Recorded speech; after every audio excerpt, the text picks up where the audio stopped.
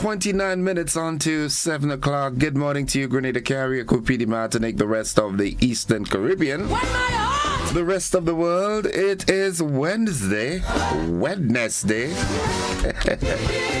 Oh, this English language, yeah? But nonetheless, it is a good day to have a good day in a good way.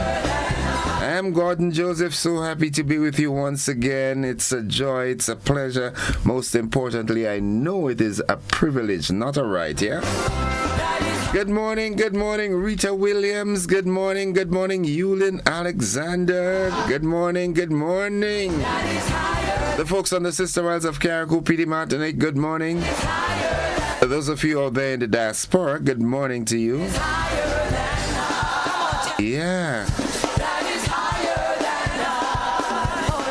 Hear my cry, oh Lord. Come on, lift up Jesus. That is higher than I. Yeah.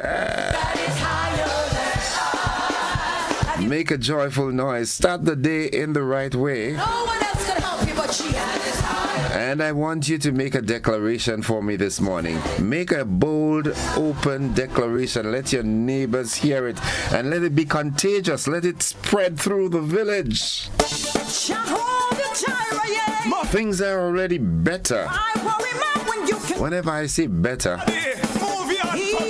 Heather comes to mind with her British accent. Better. Good morning to the world.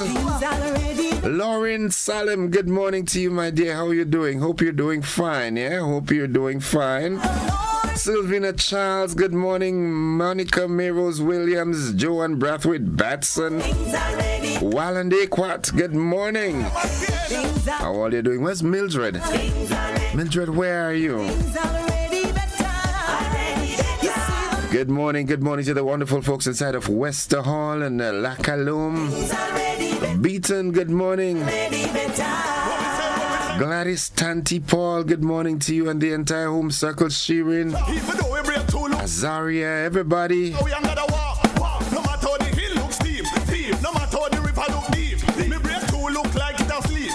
It is indeed a good day to have a Nakita. You feel left out, right, boyo?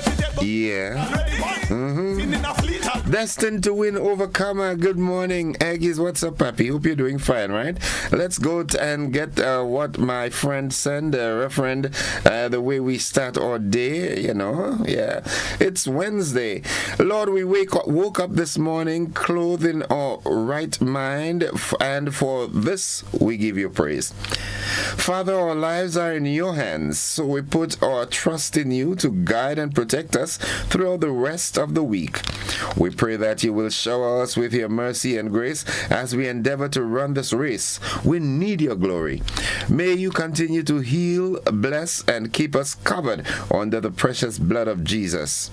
In his name we do pray. Amen. Shalom. Yeah, shalom. I love this word. And he says, good morning, Wednesday blessing. May your day be blessed with his presence. May he lead, guide, and direct you as you go about your day. May you bring joy and happiness to someone else. And may the love of God be shed abroad in your life today and always. God bless you and your family today and always. Thank you, Rev. Hope you're doing fine. Can I get an amen and an amen and an amen? Reaching out and saying happy birthday to Patricia Adonis, also known as Teacher Patsy, a past teacher of the AA. Today's Teacher Patsy birthday. Teacher Patsy, happy birthday to you. Have yourself an enjoyable and blessed day. And God's richest blessings is coming from the NDC Women's Arm of St. Andrew Southwest. Especially Petlin. Petlin, how you doing, girl? Hope you're doing fine, right? Nice.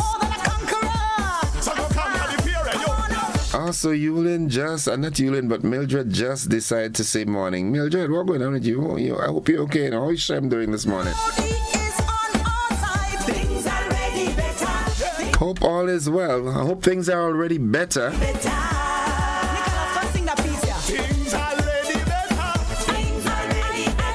It is indeed a good day to have a good day as we head into the word of the day. That word today is terse. Terse. Terse. Good morning, Dorian and Dorian family. Are they in Corinth? Corinth, good morning. Honorable Inspector Leon McQueen, good morning to you and the entire family. See, growing a beard, boy. What's going on? If you start to grow beard, just like you start to grow belly, you know, be careful. B for belly, B for beard. Eh? Good morning, Miss Merrill. How you doing? Poncha Cream ladies. Yeah, Toya, good morning to you. The entire neighborhood. My nurse friend to the top, good morning. How you doing? You and your family, Miss Randa and Rashiba and everybody. Good morning, yeah. Make a joyful noise. Today is going to be a good day because it is a good day to have a good day in a good way. The motivational tip of the day is up next. Finally, Nadisha touch base. Nadisha, I'm happy you touch base, girl. Hope all is well. Miss Holmes, good morning. Holmesy, that's how it's called. Holmesy, good morning to you and the family. Abigail, good morning. Miss G, good morning. Is Miss G or Miss B? Miss G. I have a very big God who is always on my side. It's Wednesday. Good morning to the folks at His Majesty's Prison. I have a very big God who is always by my side. Sometimes the pressures of life overwhelm me, you know, but every now and then I think back and I said, you know what? He's gonna get me through this. And he always does. Yeah, the sooner we get to understand that there are two forces operating in this world. One is bent on making you miserable. The other one is saying, hey, come to me. All you are, you know, stressed and heavy laden. Celebrate small wins. Now, every accomplishment, no matter how small, deserves acknowledgement. It fuels motivation to keep going. Celebrate your small wins. Yeah. Jillian McIntyre, good morning. Mary E. Banks, good morning. Where's Yolan this morning? Yolan, good morning. Alstead John and the folks up in Carrier and Moya and Pearls. Uncle John Maxwell, we call him Toti. How you doing? Kala Zando Peters and the entire Peters family. Thaddeus Tico Peters, good morning. Yeah. Tivoli, good morning. Ahoma Zobi, good morning to you. I'm seeing one or two deaths in Ahoma. Good morning, good morning. The family of the late legendary John Tangler Alad. Good morning, good morning. 21 minutes on to the 7 o'clock hour. What's buzzing this morning? Buzzing. OECS chief urges unity as Grenada faces geopolitical pressure. Tropical storm Melissa forms in the Caribbean. Good morning, Melissa, out there in Concord. Or Grandma, that is Concord. Morning to you and your grandmother and your son. In the region, CARICOM urges U.S. to review Hope Help programs. Internationally, Zuckerberg ordered to testify in U.S. social media trial.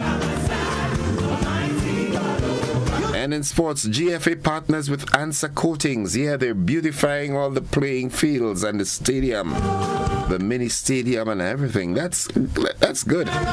Being a great corporate citizen. Good morning to Miss Street and Miss, what's the other one name? An ACCB sub-office. Good morning to you all. Good morning to the folks at the GIDC. IMA, good morning. Miss Purcell, good morning to you and the family. The home family and the extended family at work. Miss Burke and everybody. Good morning to the Burke family out there in Hermitage. Yeah, La man. Good morning. Sherry and Nichols, how you do, girl? You alright? You misbehaving? Or you behaving? Well, you're behaving, but you're a miss, right? Frequente, good morning. Calist. The folks in Brizan and Boussejoux. It's 19 minutes onto the 7 o'clock hour.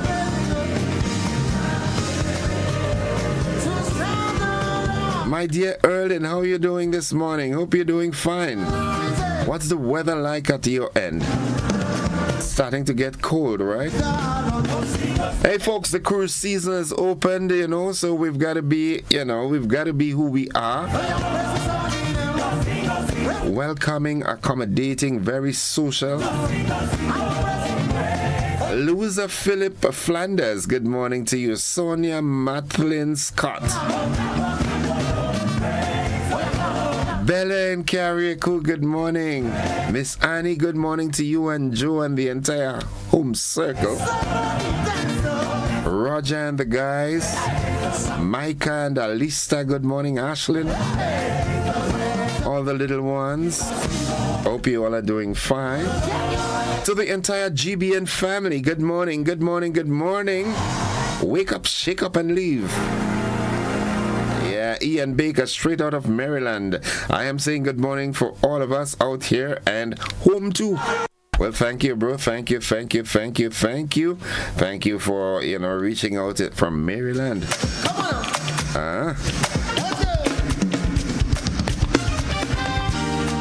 18 minutes on to 7 o'clock. We've got the AM edition of News, Sports, and the weather coming up momentarily.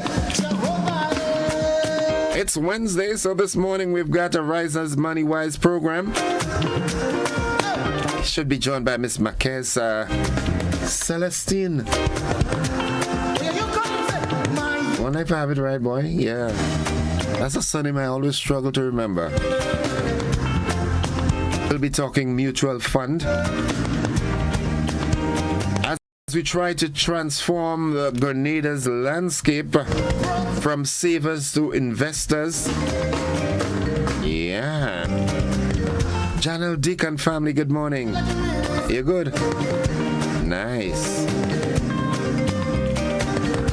Lovey, good morning to you. Denzel is celebrating his birthday today for 1 year. Happy birthday, Denzel. I know your mom, Gigi. She's gonna make the day exceptional for you. Yeah, Auntie Fafa and everybody.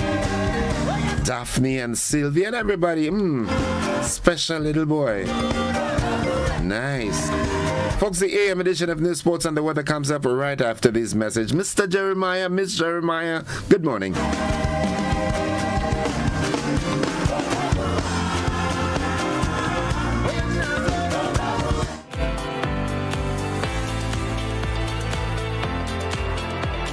Come on out, Grenada.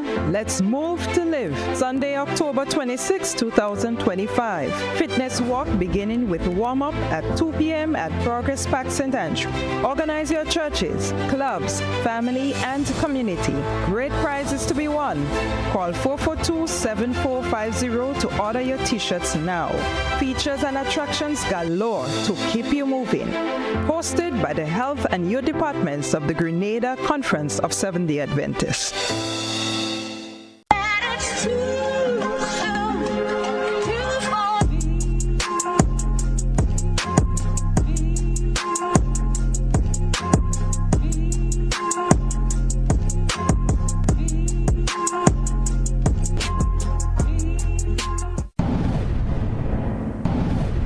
Distributed by Echo Blue Limited.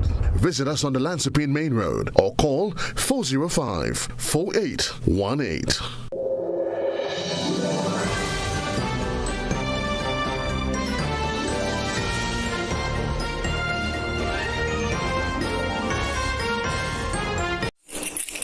Claim your keys, open the door to more than you imagined before.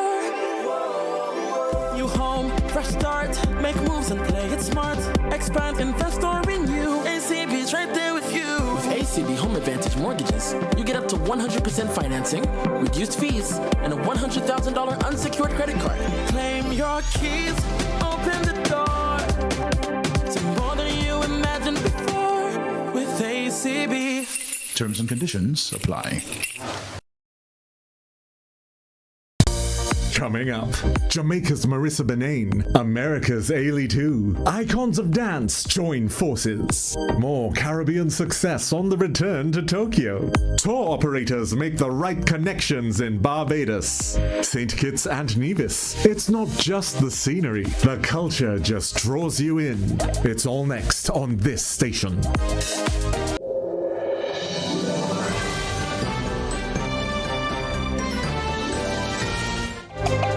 This is the GBN Morning News for today, Wednesday, 22nd day of October 2025. Coming up in the news, OECS chief urges unity as Grenada faces geopolitical pressure. A tropical storm Melissa forms in the Caribbean.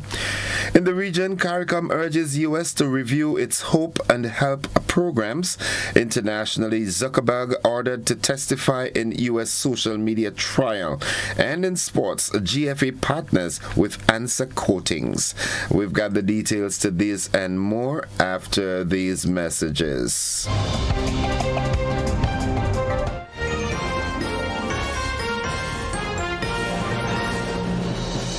Welcome to Caracou, small in size, rich in spirit. As you step off the boat, you're greeted by smiling faces and warm island vibes. Your adventure begins here. Need a cozy place to stay? The Mermaid Beach Hotel has been a favorite for years. Waterfront views, clean comfort, and located in the town. In Bogles, the Roundhouse Cottages offers rustic charm with a touch of elegance. A peaceful hideaway surrounded by nature. Prefer something private? Dong Island Villas gives you space, sea breeze, and a home away from home feel. Wake up to the sound of waves and views that stretch for miles. We're ready to welcome you. When are you coming? Looking to shop online from your favorite stores like Amazon and Shein? With GPC Global, it's never been easier. Get your very own US address and shop from around the world. With GPC Global, you can order the latest trends and must-have items, all delivered straight to Grenada to your closest post office for your pickup. We offer the cheapest rates, and our service is reliable and quick. No more waiting for weeks for your packages. Your satisfaction is guaranteed. Join the Grenada Postal family today and start shopping smarter. Visit us online at www.grenadapostal.com or call us on 437-POST. That's 437-7678. GPC Global, your gateway to the world. At Oasis Pet and Garden, we bring you the best products at the best prices nationwide. Wholesale prices available on selected items. Come take advantage of our amazing in-store discounts. At Oasis Pet and Garden, there is something for everyone. To order and for more information, contact Oasis Pet and Garden today. Or contact us on Facebook or Instagram. Oasis Pet and Garden, a home for farmers.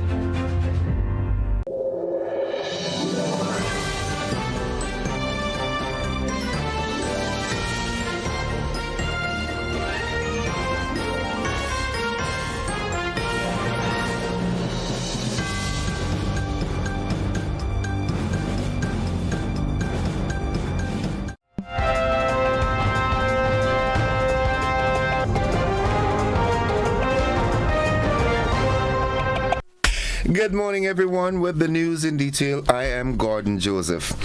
Director General of the OECS, Dr. Didacus Jules, says Grenada's true greatness lies in its ability to rise above division and face challenges as one people. Speaking at Monday's National Heroes Day celebration, Dr. Jules reflected on moments of national pride during Grenada's 50th independence anniversary when past leaders such as Eric Gary and Maurice Bishop were both publicly honored, a symbol, he said, of the nation's maturity and unity. We have more in this. Once again, the powerful seek to use the small as pawns in their great game of global dominance. The Caribbean has long declared itself a zone of peace, a region that chooses dialogue over domination, cooperation over confrontation. One of the eldest statesmen of the Caribbean, the Most Honorable P.J. Patterson of Jamaica, has described recent U.S. drone attacks on vessels in the Caribbean waters as, I quote, fundamentally dangerous, and a retreat from the long-standing declaration of the Caribbean as a zone of peace. This is not naivety. It is wisdom born of hard experience. We have seen how great powers use small lands for proxy wars, and how the lives of ordinary people are left shattered in its wake. Dr. Jules reminded Grenadians that the country now faces imponderable currents as the government considers a U.S. request to install radar and deploy military assets on or near the island. Let me say clearly, the OECS stands in full solidarity with the government and people of Grenada as they navigate these imponderable currents. We recognize the tremendous and enormous pressures brought to bear on small states that strive to chart their own course in a turbulent world. And we affirm the right of every Caribbean nation to determine its destiny, free from coercion, free from fear, and faithful to its own conscience. Dr. Didacus Jules. Tropical storm Melissa has formed in the Caribbean and is being closely monitored by forecasters. The U.S. National Hurricane Center says Melissa, the 13th named storm of the 2025 Atlantic hurricane season, could strengthen over the next few days. A hurricane watch has been issued for parts of Haiti, and heavy rain, strong winds, and potential flash flooding are expected. Residents in Jamaica, along with those in Haiti, Cuba, and the Dominican Republic, are urged to monitor the storm closely, with a tropical storm watch now in effect for Jamaica. Consumers are paying less at the pumps following new fuel price adjustments that took effect over the weekend. Gasoline now sells at $14.56 per gallon, a 26-cent decrease, while diesel dropped by 94 cents to $13.52. Kerosene saw a small 12-cent decrease to $10.31. Cooking gas price remains unchanged for 20-pound cylinders, but the 100-pound cylinder now costs $221.30, up $3.80, and bulk gas increased slightly to $2.30 per pound. The Ministry of Finance says it continues to monitor global petroleum prices and reminds retailers that fuel remains under price controlled. That's the local news. Stay with us. The regional and international developments, along with the sports and the weather, they're straight ahead.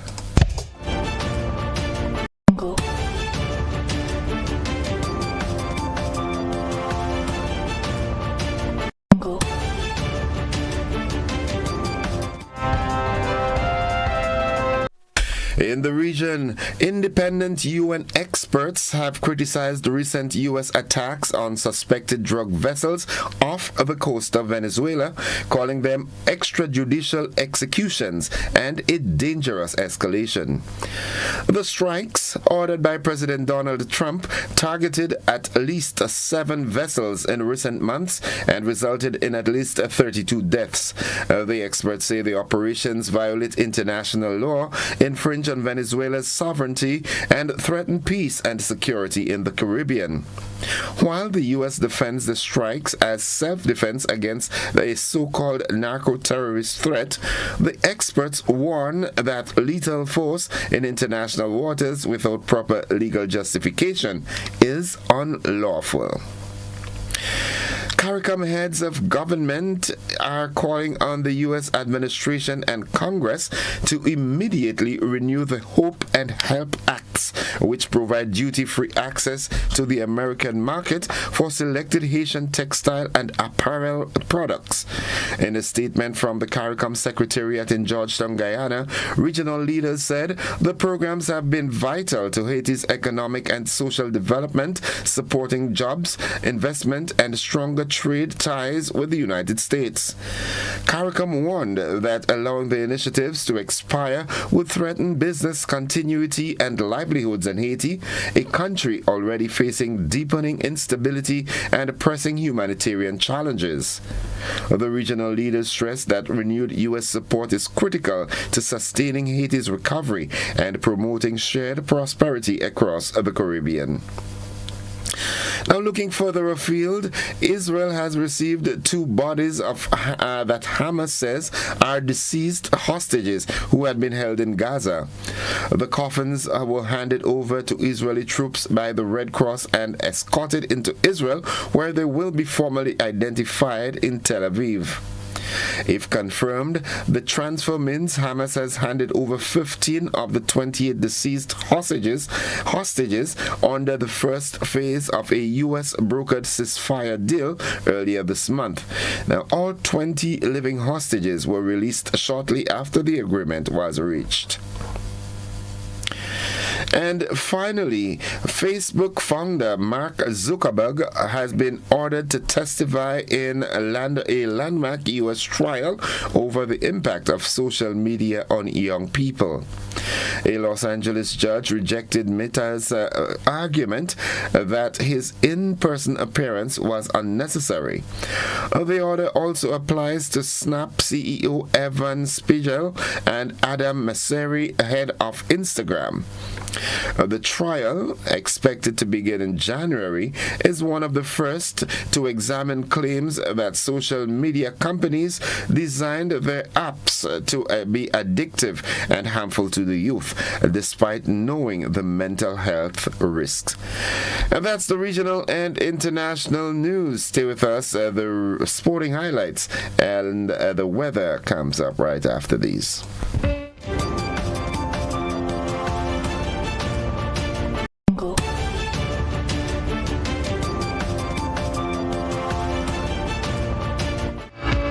Good morning, sporting fans. Good news for football and a good show of good corporate citizenship.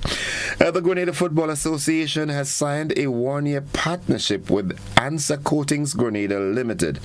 The deal will see GFA facilities repainted and upgraded using premium Answer Coatings products.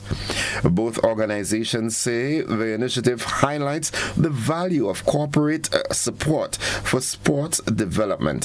Answer Coatings commercial manager Rian Nichols says the company looks forward to future collaborations that benefit the community. The England and Wales Cricket Board has apologized following a case review into coach Michael Strange, who is serving a prison sentence for sex offenses against underage boys in the 1990s and early 2000s. Strange was convicted of 34 offenses involving 10 victims and was permanently banned from cricket in 2006.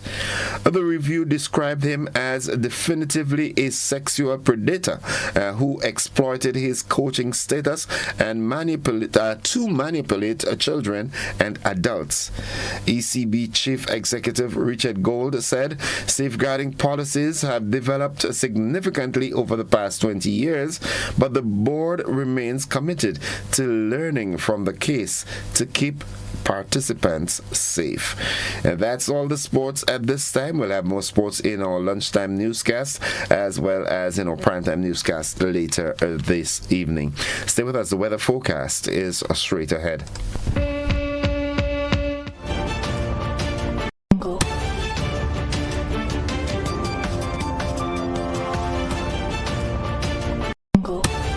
Sisson's got you covered this Christmas. From ceiling to floor, from outside to inside, Sisson's is formulated to bring out our true Caribbean flair. Get 20% off Sisson's Ceiling White, Easy Clean, and Sisson's Aquaflow paints. Plus, every Sisson's purchase is an entry to win the grand prize of a 65-inch TV. Just scan the QR code, attach a picture of your receipt, and you are entered to win. Promotion runs October 1st to December 20th, 2025. Sisson's, good looks that last. Clark and Grenada, folks, for the latest weather forecast, we join forecaster Jonathan Price at the forecast desk at the MBIA. Good morning, Jonathan. Good morning to you and good morning, listeners. Here is the weather for today, Wednesday the 22nd of October, 2025, as reported at the Mars Bishop International Airport. It is currently fair with showers in the vicinity. Winds are coming from the southeast at 10 miles per hour. Barometric pressure is 1011.1 millibars, which is below normal and rising. Present temperature is 29 degrees Celsius and relative humidity 79%. Yesterday's maximum was 31.5 degrees Celsius and the minimum last night 26.9 degrees Celsius. Over the past 24 hours, 0.1 millimeters of rainfall was recorded, which brings the total for the month so far to 85.3 millimeters. And now for the public forecast for Grenada, Carriacou, and Petite Martinique Valley for today and tonight. The weather is expected to be partly cloudy, with isolated light to moderate showers. Today's max will be 32 degrees Celsius with winds easterly to southeasterly at 13 to 20 miles per hour. Seas will be moderate with waves 5 to 7 feet in open waters. Low tide will be at 9:15 a.m. and high tide at 3 p.m. Sunset will be at 5:45 and sunrise at 5:57. Just to repeat the public forecast for today and tonight, the weather is expected to be partly cloudy with isolated light to moderate showers.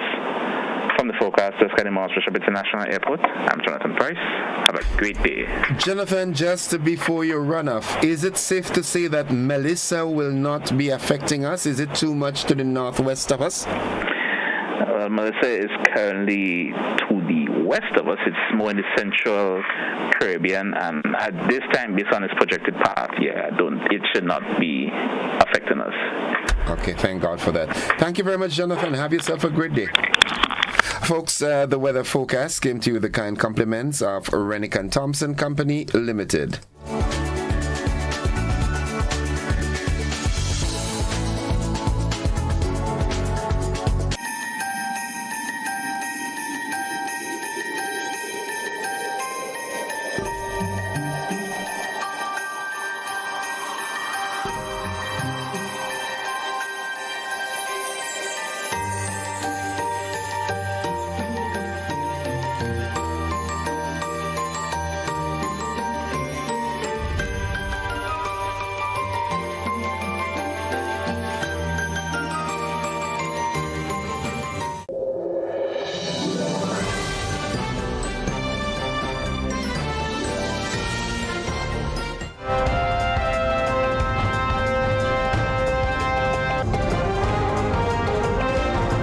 It's 3 minutes after 7 o'clock, and to end the news, a recap of the headlines. OECS chief urges unity as Grenada faces geopolitical pressure. Tropical storm Melissa forms in the Caribbean. In the region, CARICOM urges the U.S. to review its Hope and Help programs. Internationally, Zuckerberg ordered to testify in a U.S. social media trial. And in sports, GFA partners with Answer Coatings. That has been the morning edition of news for today, Wednesday, the 22nd day of October 2025. On behalf of the entire news department, I'm Gordon Joseph, thanking you for viewing and listening, wishing you a productive day, and extending that invitation to you to stick and stay with the network, because we are with you anywhere and everywhere. The traffic report comes up shortly.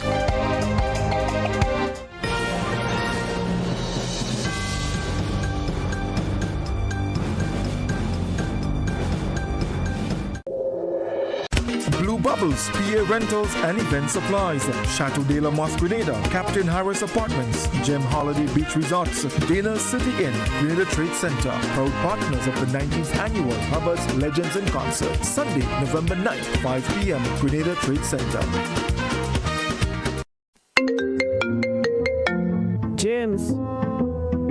James. Yes, ma. You didn't know Co-op Bank doing e-banking now? Yes, but they're doing that for quite a while. Boy, and the thing could do plenty thing. Let me tell you, I stay right here in the house, I go up on the phone and I pay all my bills. And watch, I check in my accounts on them 24/7.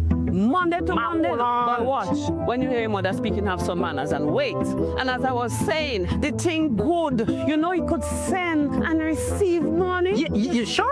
Yes, the thing. Well, send some money, let me see. Yeah, steady and wait. Right there it was the.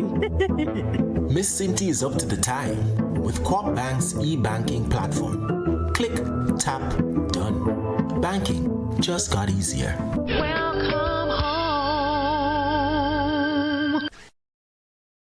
Residents of Carriacou and Petit Martin, have you ever wondered how you can benefit from the Grenada Citizenship by Investment Program? Well, this is the opportunity. Join the Investment Migration Agency at its next symposium series at the Mermaid Hotel Conference Room on Wednesday, October 22nd at 5:30 p.m. Hear from experts from the Grenada Citizenship by Investment Committee, the Grenada Investment Development Corporation, and the Investment Migration Agency as we discuss the recent regulatory changes that will enhance local participation in the program. Remember, Mermaid Conference Room, October 22nd at 5:30 p.m. Come be a part of the conversation.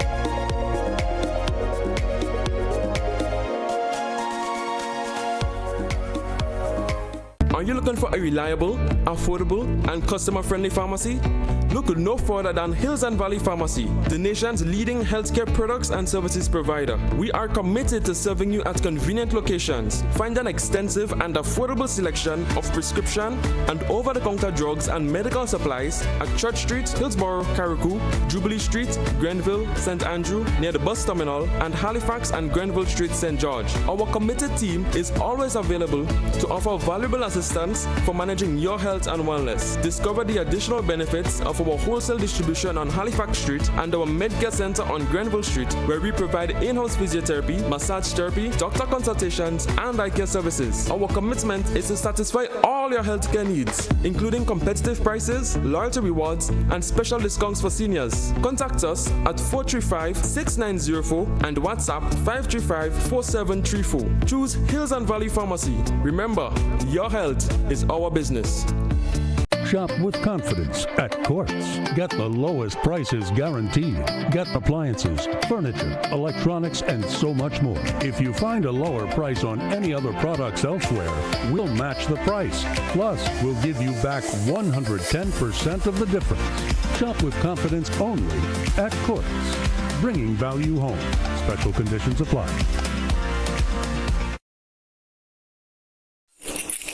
Claim your keys, open the door to more than you imagined before. New home, fresh start, make moves and play it smart. Expand, invest or renew. ACB's right there with you. With ACB Home Advantage Mortgages, you get up to 100% financing, reduced fees, and a $100,000 unsecured credit card. Claim your keys, open the door to more than you imagined before with ACB. Terms and conditions apply. Served Grenada for decades, we are the #1 and largest electrical supplier. Hi, welcome to Sunny Electrical. How may I help? We offer electrical wire and accessories, tools, and appliances for all residential, commercial, and industrial applications, which is what we are known for. And we expanded our products with new innovative ways to modernize your home. New homeowners will be captivated in our lighting showrooms. Some more pendant lights here. These are very multifunctional because they can work for kitchens, living rooms, bedrooms. We have a wide selection of lighting, ranging from indoor to outdoor and solar. We are also available for site visit services to assist you with selecting the perfect light for your forever home. We are located at Dusty Highway in Grenada and St. George. Sudden Electrical. Best value, expert advice, quality products. We hope to see you soon. Grenada, the stage is set. Brilliant minds, fresh perspectives. It's more than competition. It's confidence, creativity, and critical thinking in action. The Grenlec Debates, powering bright ideas. The Grenlec Debates will be broadcast on GBN TV, Tuesday and Thursday at 6 p.m. and on Sunday at 4 p.m. Matches will also be available for viewing on Grenlec's YouTube channel. Tune in.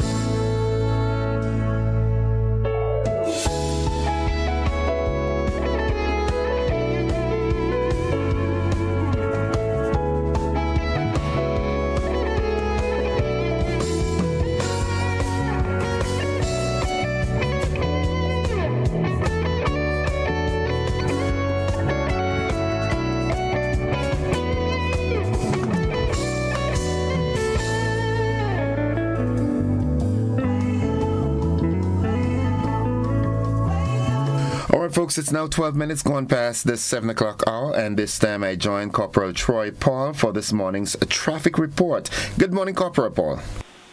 Splendid morning to you and to your entire listeners. It's always a pleasure as we let persons aware of the traffic updates and the accident speed and everything that relates traffic on a morning time. And with no further ado, I will dive right into this morning's report, and I will start off with the accident state.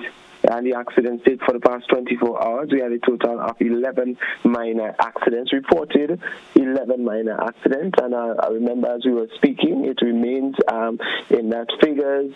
So we are already seeing the expected trajectory of the statistics at the end of the month.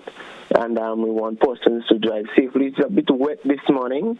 The roads are a bit wet. The rain has subsided, and we still see the remnants of the weather on the public road. So persons, we ask that you drive cautiously along the nation's road as you head to your destination at this time. It is your responsibility and safety to get there. But as we head on to the traffic updates in most of the areas in town, we have a moderate flow of traffic which is flowing. We have no unexpected obstruction at the moment. However, we want persons to drive safely. So as we look at the live update, and we have some footage this morning in most of the areas, and we're looking at the Lucas Street area as we go up the Lotus Lane, and we're seeing here that we already have movements of vehicles along the road. As we stated, a moderate flow of traffic is around the town. And it is moving, and we're seeing here as we head up onto the Lucas Street roundabout area. And let us just have a look at the St. Paul's Public Road. We're seeing here that is already bumper-to-bumper traffic, and it's only just at 12 past 7 in the morning, and that traffic coming from the St. Paul's area is already bumper to bumper on the Lucas Street roundabout.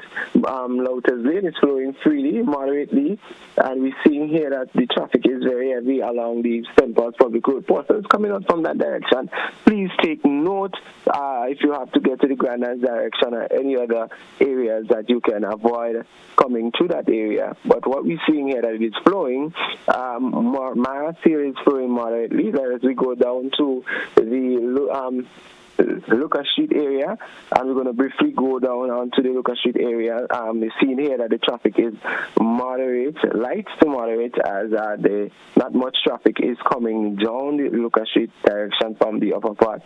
As we continue along, we're seeing here that the traffic is flowing nicely along Lucas Street. As we go on to the town of St. George's for a little bit, then we head on to the Western Corridor. We're seeing those traffic are moderate, so if persons coming in that area, please take note. But we also see some movements in the Calavini public area as well. I just recently passed through that area, and the traffic is light to moderate, but we know as we expect onto the 8 o'clock hour, as we head on to the east or the heart of the town, we're seeing that the traffic gets a little bit heavier, but nothing too alarming for drivers. So we see in the western side here, it is moderate as well at the moment. So persons coming from the western corridor, they have a moderate flow of traffic, free flow of traffic coming out from that direction. But we expect that to change as we get closer to the 8 o'clock hour. So seeing Cemetery Hill is not bad of traffic. So persons, we ask if you're coming up from the corridor, if you're on the western corridor, you either use the town of St. George, or you can also divert onto Cemetery Hill, Cemetery Hill preferably, as you head on to your destination. So we're seeing here is not bad. As we go on to the Tempe side, we want our persons to have an appreciation of that traffic coming out from the Tempe, the Grenada Road side. We see the town is not bad still, but as we head on over to that side, we want the appreciation as to what is happening. Persons coming out from the Grenada side, we see some movement there. Yes, we have some movement as it relates to the traffic flowing from that direction. Yes, so persons coming out from is not that bumper to bumper as yet, but it is steady and flowing. So within a few minutes, it will definitely increase because we know we have roundabouts and so on, which slow down the traffic on the morning time. So we saw what happens from the both eastern side, the western side, and we saw St. Paul's direction, which is the heavier flow of traffic at this moment. So persons, the heavy flow of traffic is coming from the St. Paul's direction, so we know that you can take your diversion onto the Monjolu Public Road and onto Springs, therefore, or you can head onto the Calavini Public Road from Monjolu direction. So you have that option of that traffic diversion. As we get closer to the 8 o'clock hour, we said this traffic situation will change because that will be our peak traffic period. So we want persons to be mindful. Remember, the roads are still wet, so please be mindful as you drive along our nation's road. And we want you to get to your destination safely and on time. So that will be a wrap of this morning's report as we advise persons again in relation to texting and driving. And the question we normally would ask persons every morning, and I think I want my GBN friend to ask the question this morning. I ask it every morning, so I want him to ask the question this morning. I most certainly will oblige, and that question is, if you are texting, then who is driving? The gist of it, you should not be driving and texting.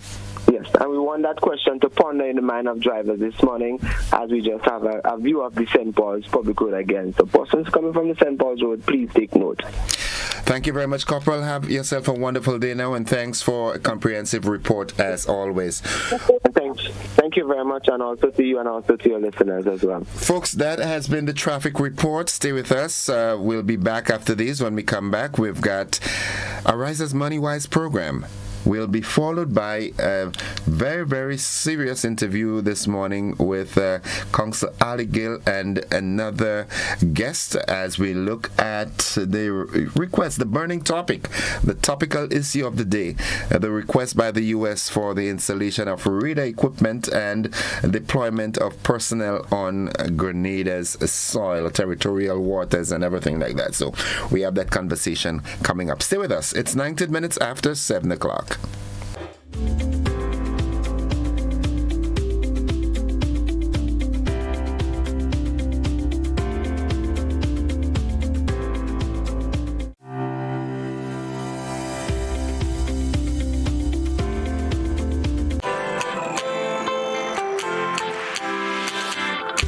But when you need someone to help you to your feet, I'll be that beacon to your highest peak. I'll be right next to you, no, I will never leave. Come on, take my hands, 'cause you can look to me whenever you're in need. Just call on me and I'll be on my way. I'll be by your side, never to divide, to life that shines our way. Wherever your road leads, we'll be right there with you. Wherever your road leads, we'll make your dreams come true. Next time, next time, next time, next day, Nexa Credit Union, with you wherever your road leads. At Oasis Pet and Garden, we bring you the best products at the best prices nationwide. Wholesale prices available on selected items. Come take advantage of our amazing in-store discounts. At Oasis Pet and Garden, there is something for everyone. To order and for more information, contact Oasis Pet and Garden today. Or contact us on Facebook or Instagram. Oasis Pet and Garden, a home for farmers. Residents of Carriacou and Petit Martin, have you ever wondered how you can benefit from the Grenada Citizenship by Investment Program? Well, this is your opportunity. Join the Investment Migration Agency at its next symposium series at the Mermaid Hotel Conference Room on Wednesday, October 22nd at 5:30 p.m. Hear from experts from the Grenada Citizenship by Investment Committee, the Grenada Investment Development Corporation, and the Investment Migration Agency as we discuss the recent regulatory changes that will enhance local participation in the program. Remember, Mermaid Conference Room, October 22nd at 5:30 p.m. Come be a part of the conversation.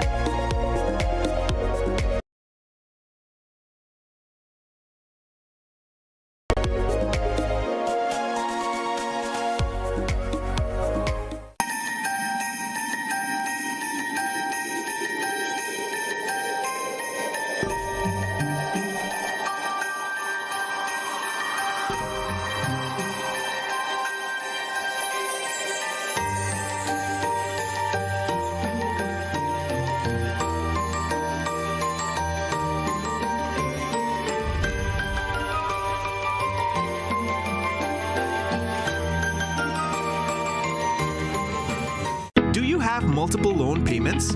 Is your debt weighing you down? Ariza has the solution. Simplify your loan with Ariza's Simplify Loan promotion. Now you can combine all your payments into one easy, manageable loan. Enjoy lower interest rates, flexible repayment terms, and more cash in hand for what truly matters. Less stress, more freedom. Live comfortably while reaching your financial goals. Ariza helps you simplify your life because you deserve financial freedom. Apply now. Visit any Ariza branch or WhatsApp us at 423-4987.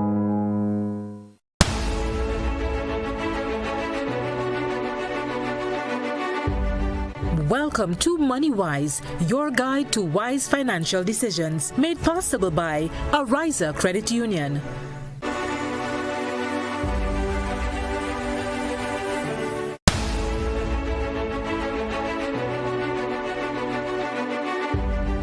Welcome to MoneyWise, your guide to wise financial decisions, made possible by Ariza Credit Union.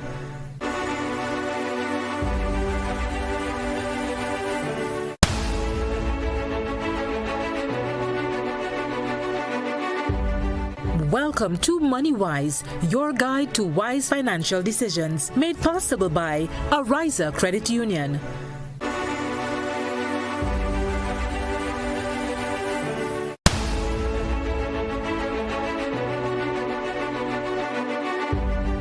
Welcome to MoneyWise, your guide to wise financial decisions, made possible by Ariza Credit Union.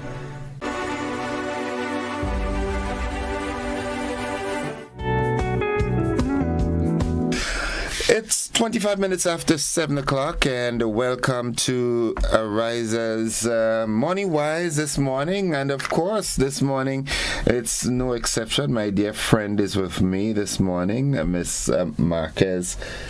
I'm not telling you. Good Sylvester. morning, Yes. and good morning to your viewers. Sylvester, yes. And she brings all the information from Ariza as always. And this morning, I spoke about it earlier. I said we really want to transform Grenadians from being savers to investors as well. And so we're exposing them to all the investment tools and vehicles that are there. So this morning, we want to focus on the mutual fund. A lot of people hear about mutual fund and so forth. So we'll start off with this blunt question, to the point.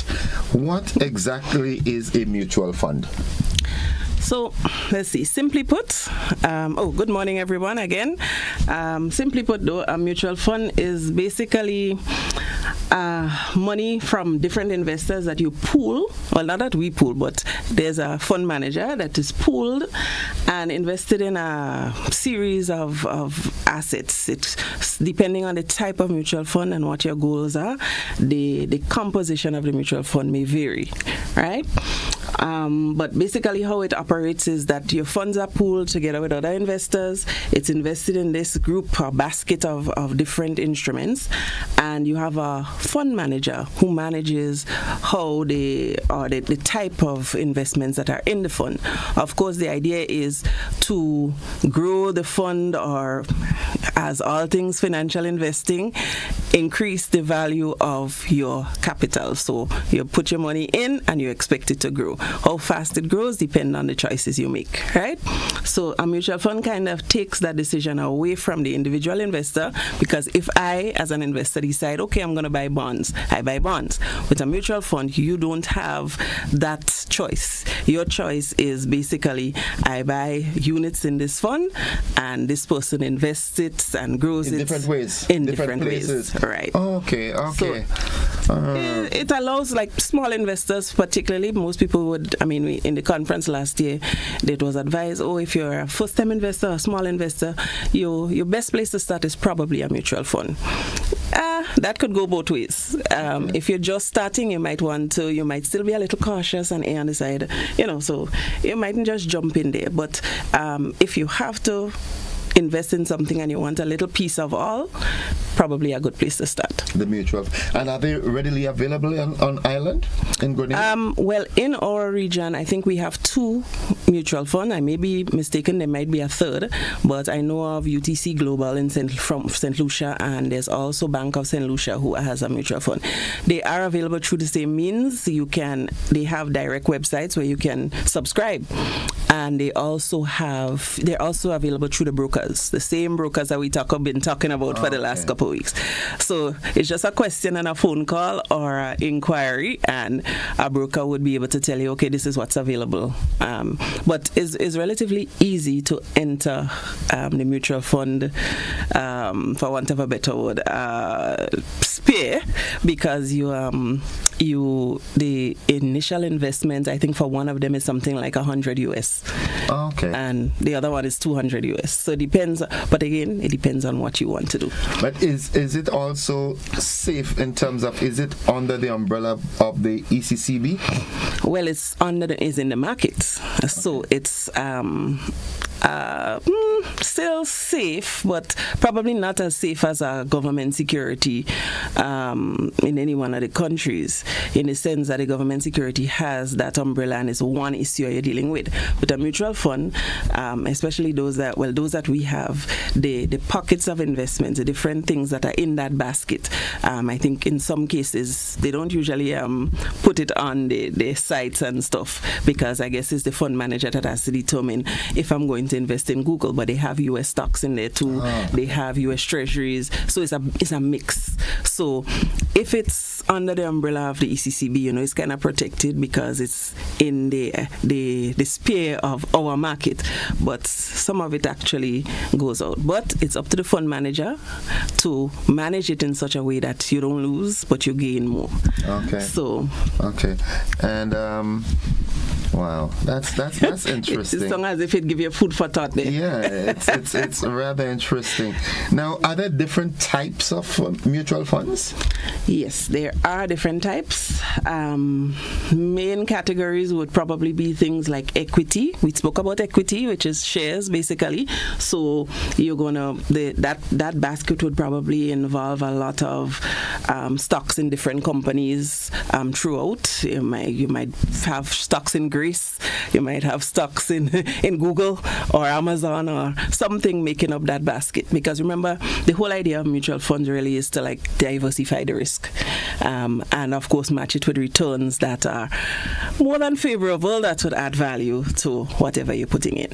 Okay. Yeah. There are also things like the bonds and fixed income, the same. So we may very well find in a year or a couple of years a mutual fund with a piece of government of St. Vincent bond or a piece of government of St. Lucia or government of Grenada bond. We don't know. It depends again on the fund manager, because remember what they're doing is that they're taking a pool of money and they're investing it in these different things. So it adds up. Right. Yeah. Okay. Well, but I wouldn't give you all. That's interesting. It's you see the reason why this program is so important, because Grenadians, I mean, yes, we're getting modernized, but Grenadians were bent on just making sure they have a huge savings in the bank and collecting 0.5 or 1% interest, where there are so many tools that can be used to give you great returns. But having said that, are there any sort of disadvantages in going the mutual fund way, or instead of going government bonds or treasury bills or what? Well, I mean, you have to look, it all depends on your stage, your risk appetite, because if you are risk averse, you might tend to err on the side of caution and choose to invest in those things that you know for sure you would not have any drop in value in your capital, in whatever money you're putting in. But if you're a little bit more adventurous and you want to, instead of just focusing on one thing, focus on a cadre of products, so like you have stocks, you have shares, you have like a bit of US, in case the US market looking great, capitalize on that, then you may choose to go the direction of a mutual fund. Now, the advantages of a mutual fund is that it diversifies. So it diversifies your portfolio. You have more than one thing focused on. You have professional management, because you have a fund manager managing the fund for you. In your case, in your little neck of the woods, where you just buy say some government of Grenada bonds, you buy some treasury bill in St. Vincent, that's you managing your own portfolio. With a mutual fund, that decision is taken away from you. It's accessible. Most of them, as I said, you could go on their website and just subscribe, and you pay, and they send you these reports, so there's a lot of information that's flowing as to how the fund is doing. You have to be aware though that don't panic, like people get thing when they see the value of the fund drop and they say, okay man, I'm losing money. These things happen. And the thing about the market is driven by demand and supply. Fluctuates. Right. So you're going to have, and the market news, because you're going to have something happen in St. Vincent and you might see the value of this drop.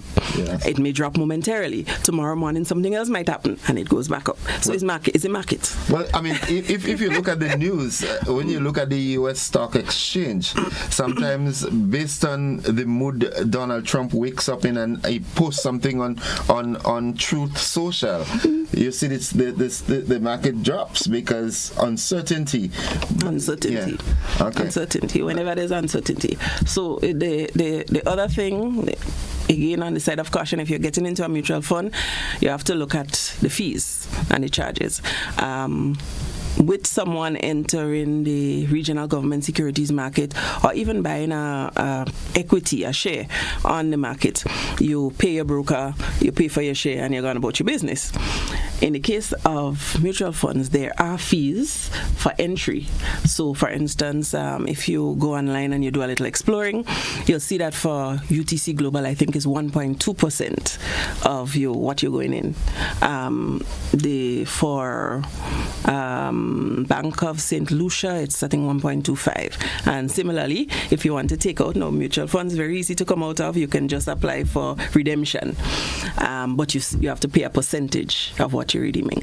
So you may lose a little bit of what you have there once the value is maintained, of course, in fees. So always keep that in the back of your mind, because fees could eat away, either way, no matter what you invest in, fees can eat away from the return that you get. So you have to look at the fees. Not the actual capital, but in terms of your spending, right. Okay. Yeah. Okay. Now, seeing that it is managed by a fund manager, if you're a prospective investor, is it possible that you can assess who the fund manager is in terms of credibility and so forth? Well, most of them that I know of in our region, at least, they have pretty detailed websites, which kind of gives a bit of a track record. The best bet to get a kind of independent opinion is probably to go to one of the brokers and get from them how the funds have been performing, because that would be critical in making a decision about which one to choose. Based on the performance, you could probably see, well, okay, so over the last 5 years, for instance, I don't think those that we have have been around that long. This is what's been happening. I remember last year when we had the conference, we had the credit union, was it, or ECCB? We had a conference anyway in Trade Center, and one of them actually did a presentation on the fund performance, and everybody was amazed because the fund performance was showing, like, at that point in time, a 15% return. And I myself got excited because I say 15% you're getting that nowhere. I mean, that is in olden days when nobody didn't know about this thing. You're going to get those phenomena. But it is possible at the point in time. The thing about it is, with mutual funds too, you have to watch your timing. But guess what? In order for you to watch your timing, you also have to be informed. So you have to track. When they send you the reports, don't put it on the side. Watch it. See what it says. If you don't understand it, find somebody that can explain it. I won't tell you to sit there and just say, okay, I put a $200 there and I just leave it there. Yeah, it may be $200, but it's an opportunity for you to learn how these things operate, they would tell you when you enter the fund what investments they actually have in the fund. You can inquire because you are now an investor and you own units of the mutual fund. It's information gathering too. Yeah, some people actually opt to create their own. Like, I know some of our most savvy young investors who really into wanting to know how the market is working. They have actually gone ahead and do things like interactive brokers. There's interactive brokers have been around a while. People have actually used them to go and trade, for instance, on the US stock market. The infrastructure is there as well. But if you're a first-time investor, maybe you could try a mutual fund, not so much investment, and see how it works before. Let somebody else do it and watch what they do, kind of thing, before you explore. But if you're adventurous, you could try. It doesn't hurt. Yeah. And if you're getting into that environment, it's wise. Wisdom will tell you that you should get acquainted with that environment. So, the information is always there. You can. Now, how does one choose a good mutual fund to invest in? What do you look for? Well, let's see. So, point one would be, you have to understand what your goal is. Is it to grow your money? Is it to just have a steady income stream? Or just to make sure that little boat of savings, like my little boat of savings, is secure? So you don't want to lose any of your capital. So it would determine what choice you make in terms of which fund are you going in. Are you going into a fund that is heavily composed of government securities, for instance, which is probably considered more secure? Yes. Are you going to be a little bit more risky and say, okay, I need to grow this thing fast, and so I don't mind going into those high-paying stocks or whatever to get you there quicker? the other thing you have to do again is check the fund's track record. Depending on how the fund has been performing, it will give you an idea as to, okay, this fund has been performing exceptional over the last 3 to 5 years. I've been getting over 10% returns on it. So that means maybe based on their own the style or the management style of the particular fund manager, it's working, let's put it that way. Okay. You know how to know the fees. As I tell you, the fees could take away from the returns that you get and your risk level. All depends on your risk level. How much risk am I willing to take? I had a professor one time that said, if you're not prepared to lose it, don't. If you're at that stage where I cannot afford to lose it, then you have to be more risk averse than more and less of a risk taker. Okay. And you asked me about fund manager reputation is a big thing there. Yeah. So you had to do your research. Yeah. Yeah. Now, other than the fact that with government bonds and treasury bills and so forth, they usually come with a fixed rate, like whether the current one, I think it's 4.25%. Oh yeah. What are there any other significant differences with mutual funds and government bonds and bills? Well, truth be told, you don't need a large amount to start a mutual fund. You, as I said, it's probably as low as 100. I think UTCs is 100 US, and they allow you to buy additional units once you start of I think 20 in increments of 20 US. So imagine if I have 20 US is about what, $54? Yes. So imagine if I have $54, I can go and say, look, I need a couple more units or whatever in that mutual fund, and I can gradually build a mutual fund portfolio. Government bonds, we had a long talk about it. Everybody talking about it. Yes. It's secure, yes. The minimum was a bit on the high end for an individual investor, so they dropped it in the household bond to 500. Yeah, but again, we also have a mutual fund that is 200 US, which is about $500. Mm-hmm. So the options are there. It's up to the investors to which, how, where, what they feel would best suit their needs, and it starts with your goals. People set the goals. Do you think, I mean, just going off, we do that all the time. Yeah, I like that. I like that.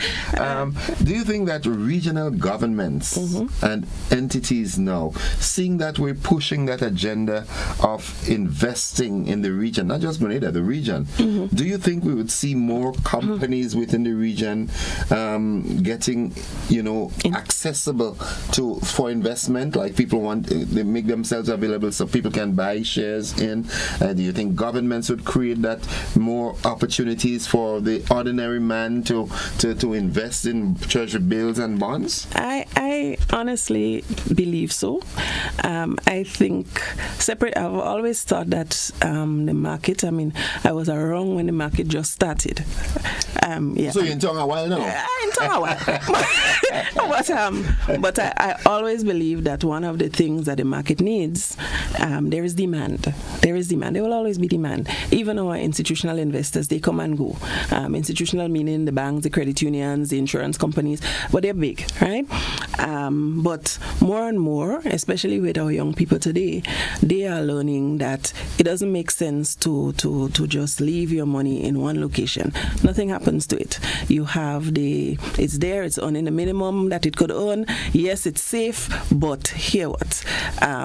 We all have things that we would like to achieve. How do we get there? We need to grow what we have. We need to increase the value of what we have. There's something called the mind shift.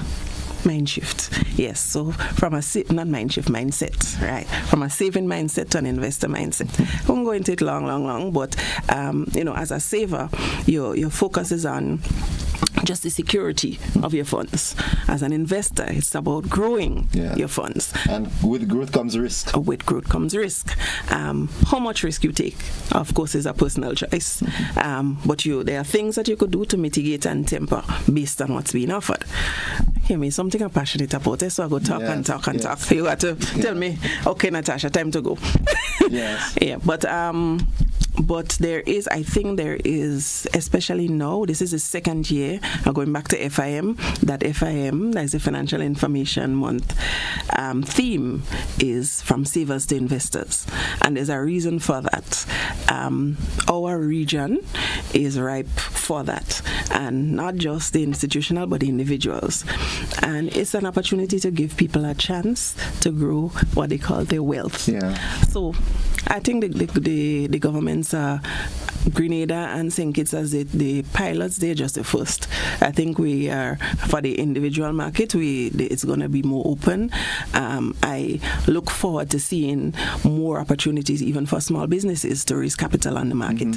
And my thing with the market is that we need more products.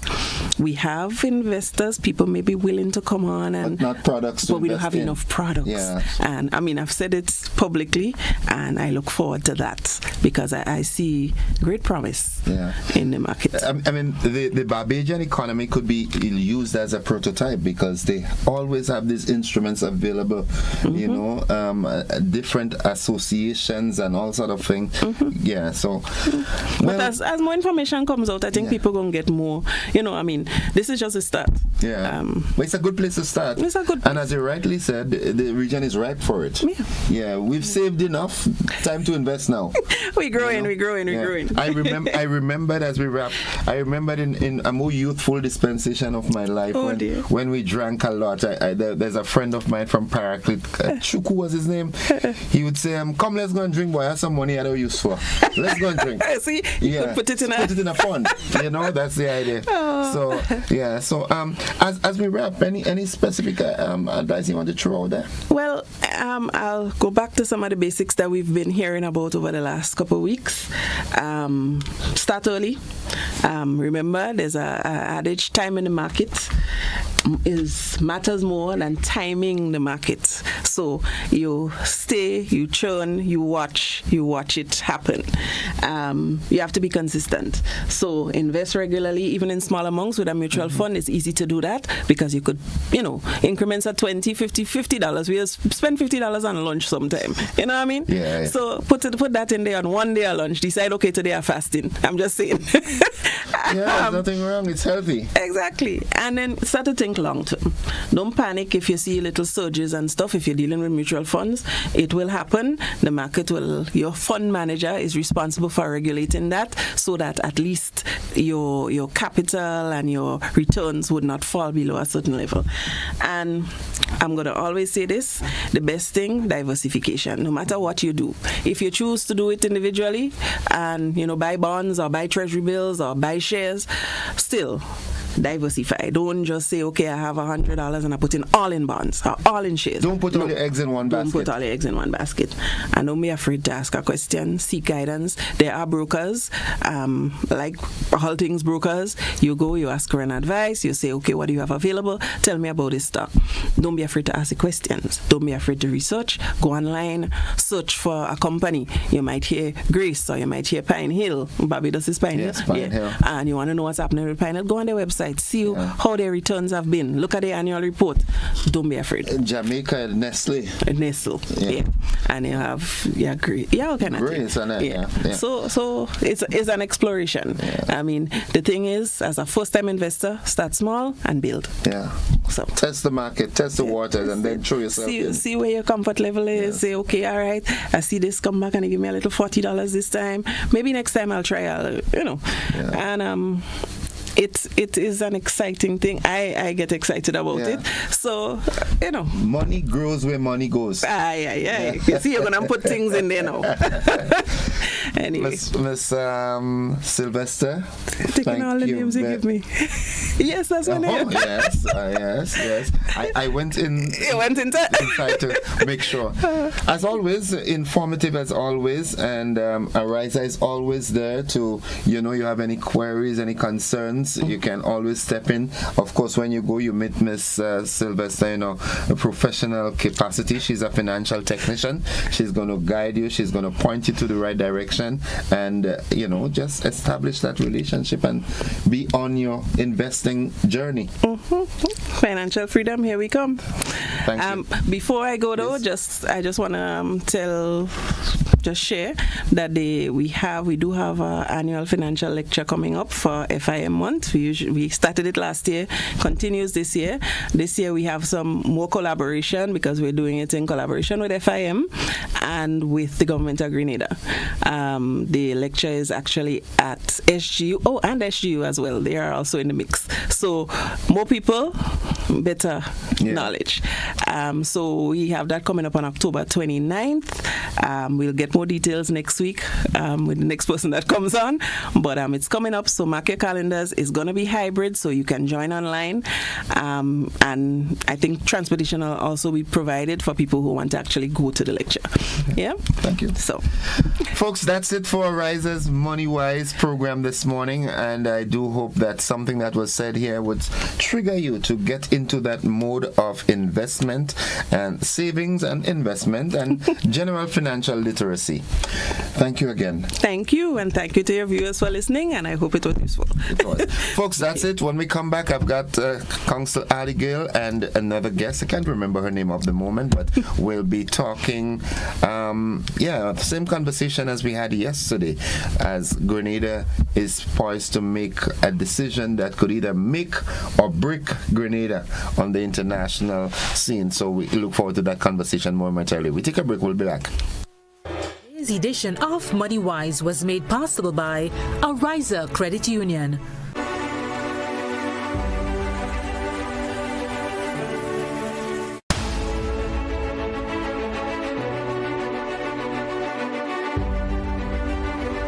Need a little extra cash to make life easier?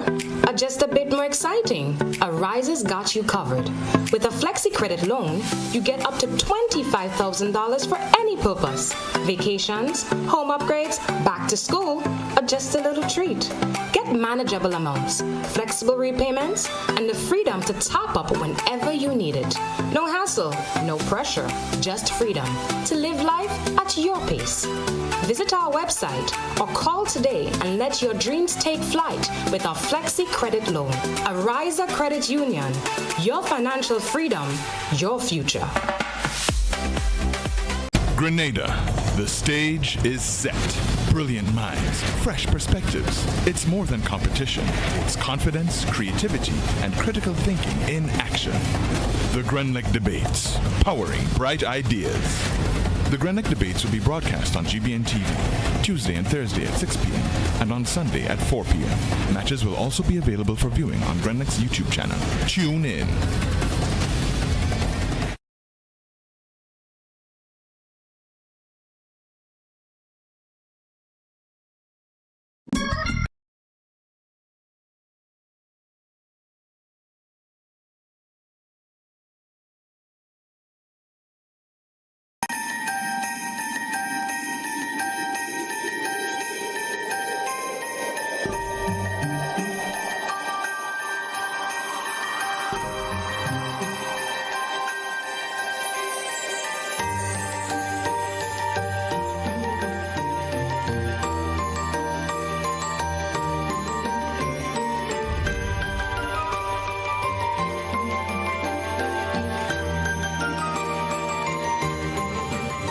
Shop with confidence at Courts. Get the lowest prices guaranteed. Get appliances, furniture, electronics, and so much more. If you find a lower price on any other products elsewhere, we'll match the price. Plus, we'll give you back 110% of the difference. Shop with confidence only at Courts. Bringing value home. Special conditions apply. Residents of Carriacou and Petit Martin, have you ever wondered how you can benefit from the Grenada Citizenship by Investment program? Well, this is your opportunity. Join the Investment Migration Agency at its next symposium series at the Mermaid Hotel Conference Room on Wednesday, October 22nd at 5:30 p.m. Hear from experts from the Grenada Citizenship by Investment Committee, the Grenada Investment Development Corporation, and the Investment Migration Agency as we discuss the recent regulatory changes that will enhance local participation in the program. Remember, Mermaid Conference Room, October 22nd at 5:30 p.m. Come be a part of the conversation.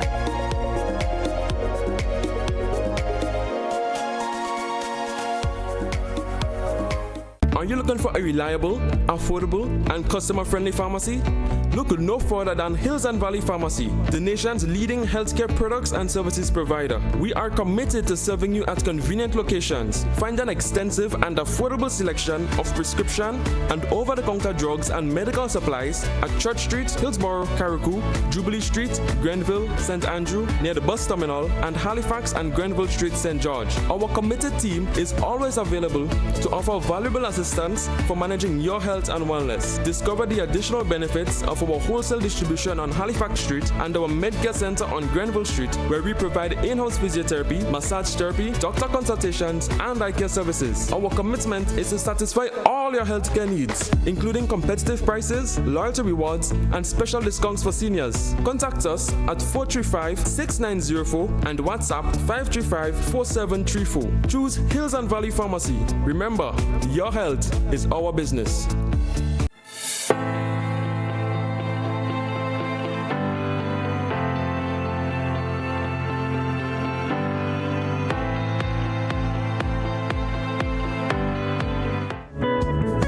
Welcome back, viewers and listeners. The conversation continues, and as I told you earlier, those of you who were with us yesterday, you heard that very, very powerful presentation from King's Counsel Ruggles Ferguson.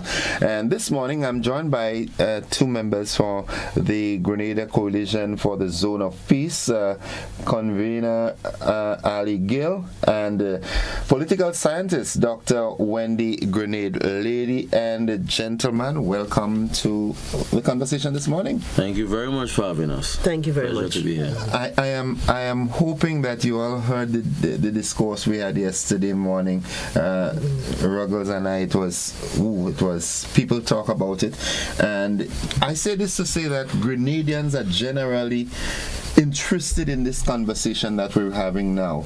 All right, every nook and cranny that you go to, that's the conversation. It shows how significant it is. What is the direction that the Coalition for the Zone of Peace taking? Thank you very much.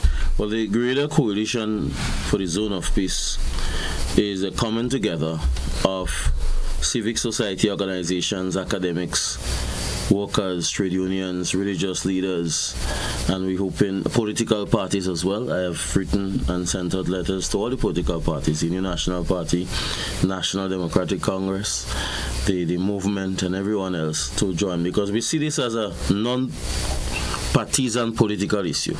This is not an issue where persons come down on the side of whether or not you're supporting the government or you're supporting the opposition.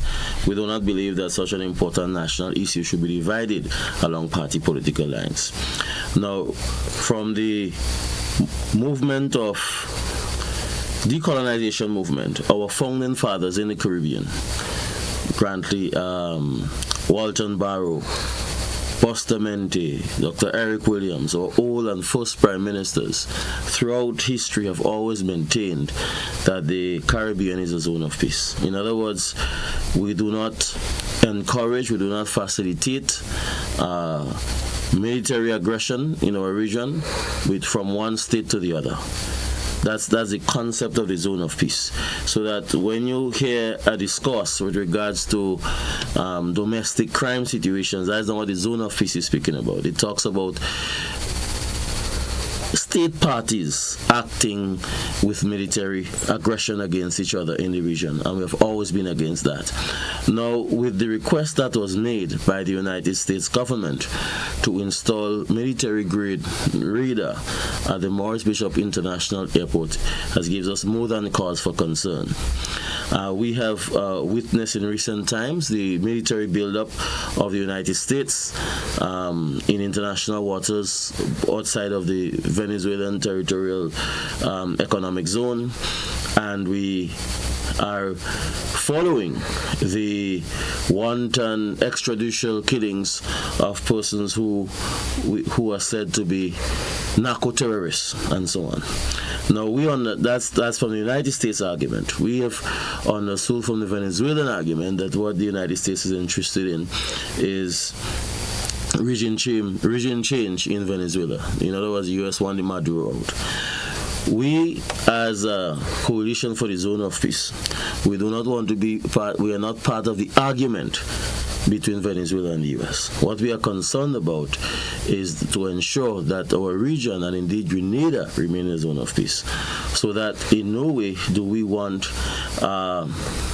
military installation of radar and technical persons here in Grenada. And we see it as important to urge, encourage, and to support our government in saying no.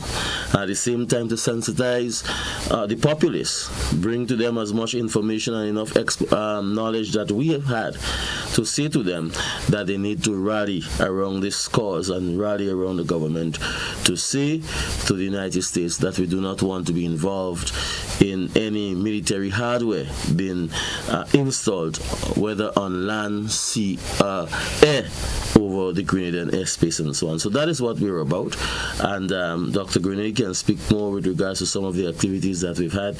We are partnering with a concerned group of citizens tomorrow for a march starting at the Tam CC entrance with the roundabout to the Botanical Gardens, all the way to the Carnage, through the Carnage and ending at the Esplanade Mall from 3 p.m. tomorrow afternoon. As we have also have a petition out, and we are encouraging every Grenadian here, at home, in the diaspora, wherever you are, let your voices be heard. We believe this is what democracy is all about. And as I indicated, this is not a partisan political issue. This is a national issue where we are calling all Grenadians from all walks of life, regardless of your political persuasion, to join with us in this coalition for the zone of peace.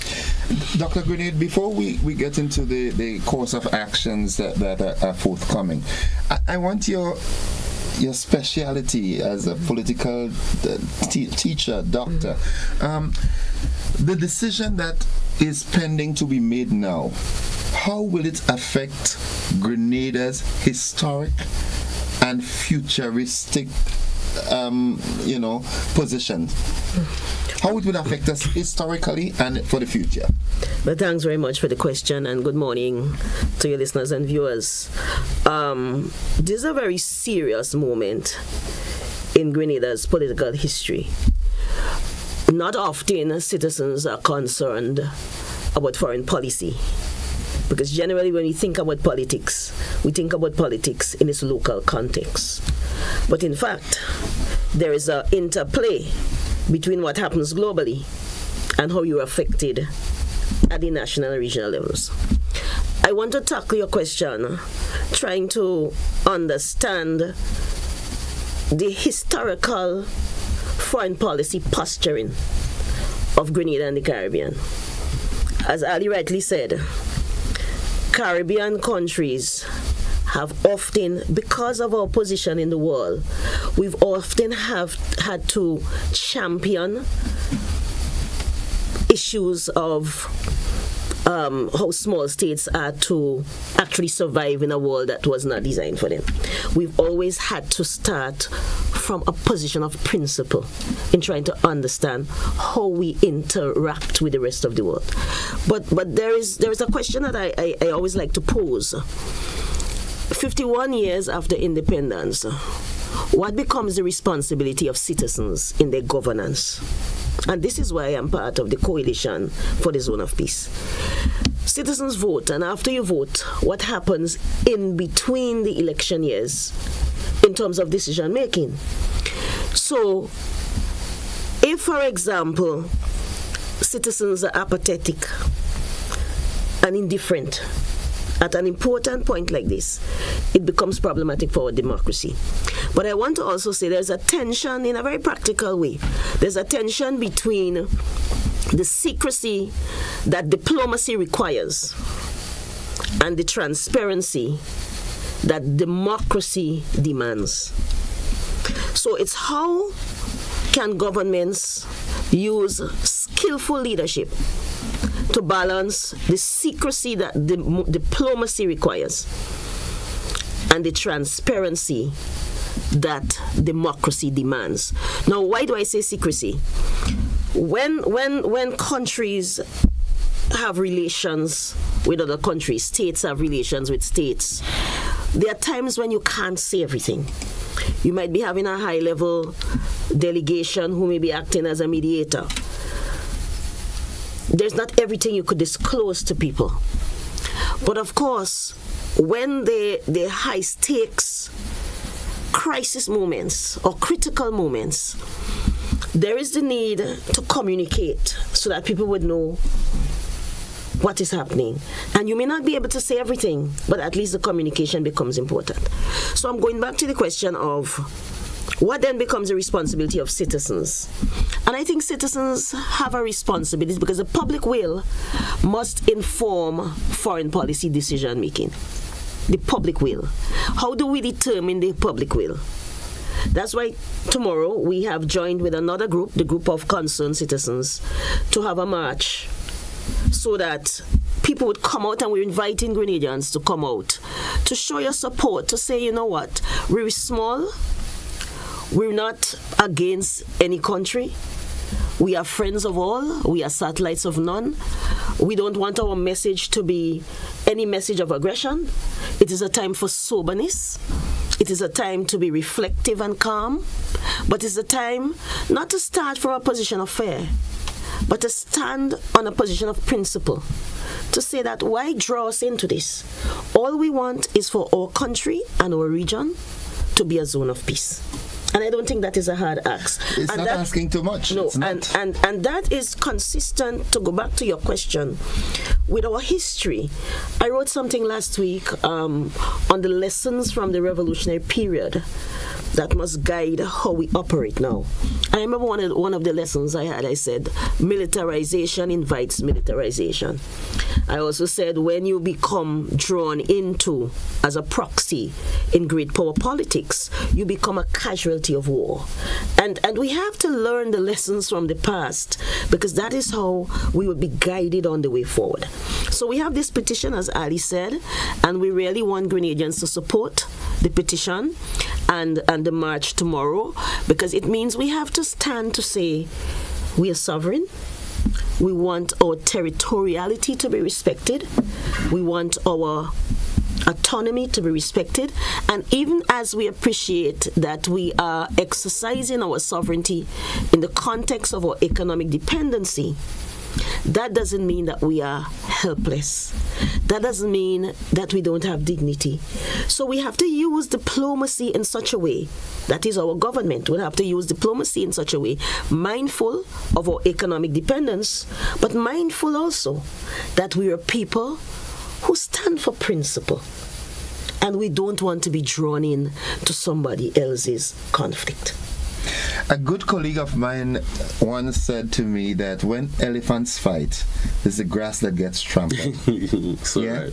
And Ali, what do you think, right? It is often said that any good leader, and I'm glad the political scientist is here on this, it is said that any good leader must have some dictatorial traits. Okay, because you're expected to lead. There's not everything you have to consult with, because you are tasked with the responsibility to lead. So you have to at some point say, this is where we're going. You have to make decisions. Yes, right? Mm-hmm. So what if a thorough consultation and general consensus is not gotten from the populace and a decision is made? What could be the possible fallouts here? Because some are of the opinion that should say no. A minority is of the opinion that yes. But the general consensus is no. And no doesn't have to be a rude no. But even if they take it as a rude no, in my opinion, that's your business.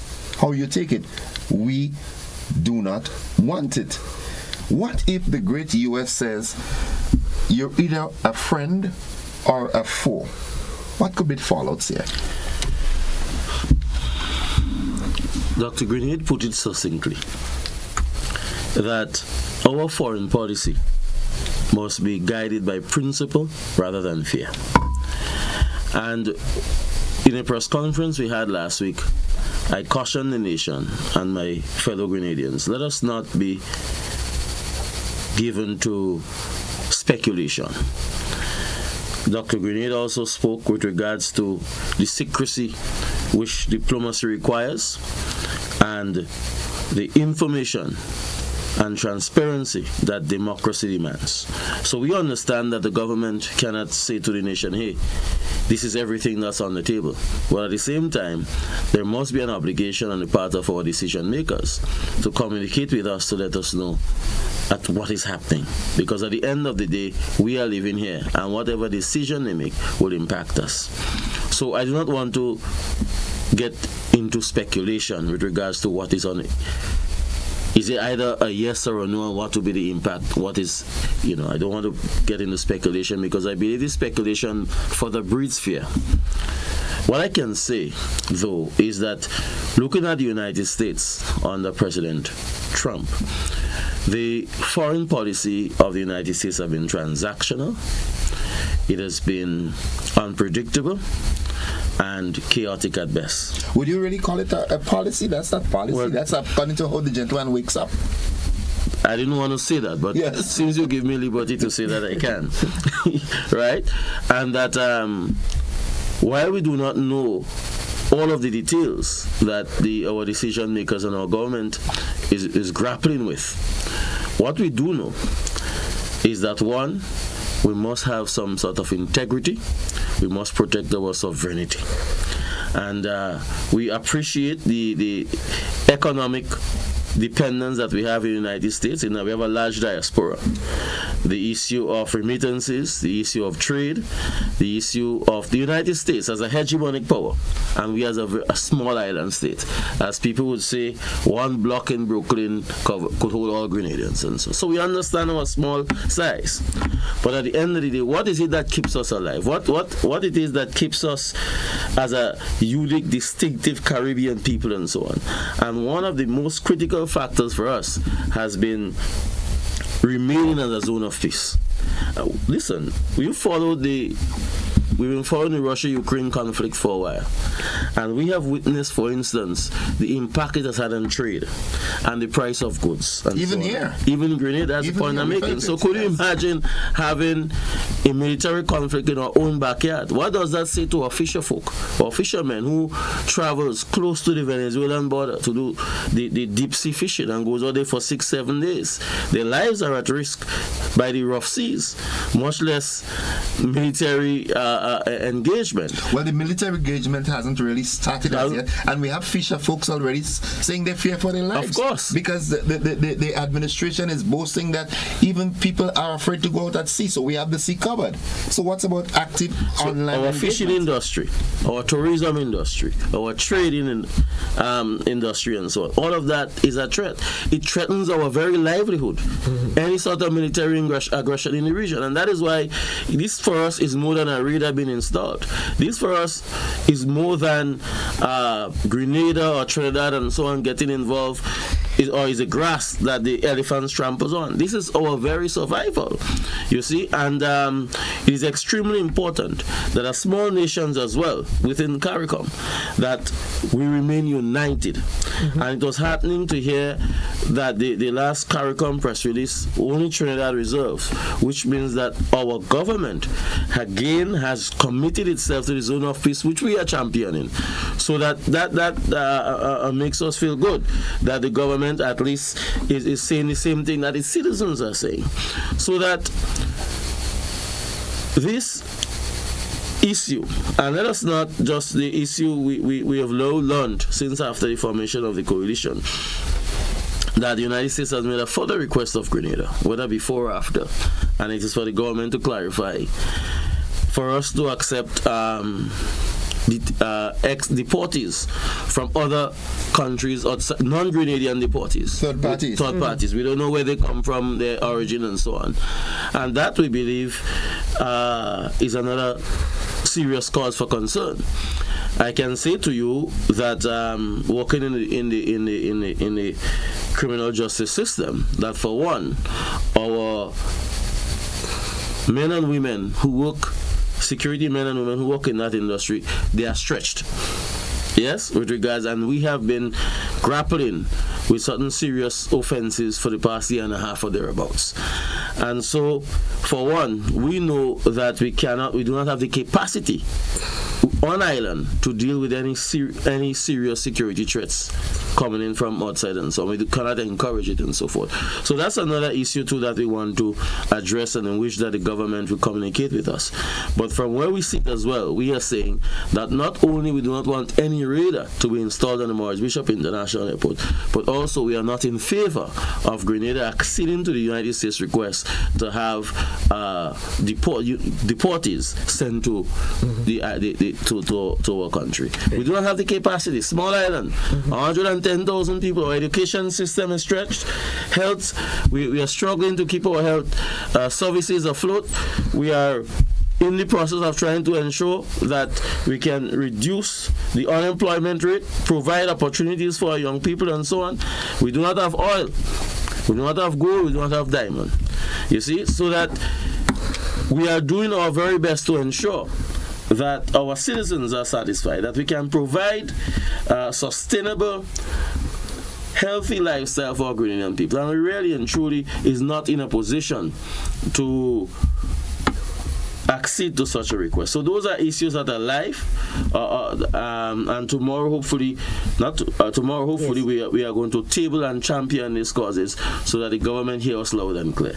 I continue to maintain that we are encouraging, we are urging, we are supporting our government for an answer to say no, so that Prime Minister Mitchell can say to the President Bush that listen, President Trump, that listen, my people have said no to the request and so on, and he must put it in really nice language. You know? Why the nice language? Well, because we are nice people. I wanted to comment with something here. Yes. I just want to follow up, because what has happened since the end of the Cold War, we talked about a new world order. What we're having now is a new world disorder. Now, there's a scholar, Bruce Gentleson, who came up with a framework to understand U.S. foreign policy. He says it's based on 4 P's: peace, principle, prosperity, and power. And all of these cannot be exercised at the same time. So you choose power and prosperity, or peace and principle, as the case may be. Now, that being said, there's a mantra that governs international relations from a realist perspective. The strong will do what they have the power to do, and the weak will accept what they must. Anybody who did IR 101, they teach you that. Now, because of that dangerous mantra in international relations, small states have always had to craft their foreign policy based on neutrality, non-alignment, principle, and peace. Because we don't have relative power militarily, it means we have to have something else. And that something else must be neutrality. We cannot be engulfed in somebody else's power play. Yeah. And why we are calling for citizens to come out to support the march and to take part in the petition, because we are supporting the government. You ask why the government can't just say no? Because they can't just say no. You are part of a world disorder where you are positioned in a place where you are economically dependent. But because you are in a democracy, because you believe in the rule of law, because you believe in accountability and the voice of the people, you can get the ammunition, as it were, from the people to say, the people of Grenada want to live in peace, and we really do not want to be caught up in militarization. Most of our Caribbean countries started our existence once Europeans came in a militarized way. Why do you think we have so many forts all over? Yeah. We were lookout posts, we were plantations, and we were lookout posts, we were military bases for Europeans, and we fought from Fedon come right down, and we said no, we don't want to be militarized. We want to live in peace. We want to have quality of life. We want to have our young people being able to go to school and to learn and to use education as empowerment.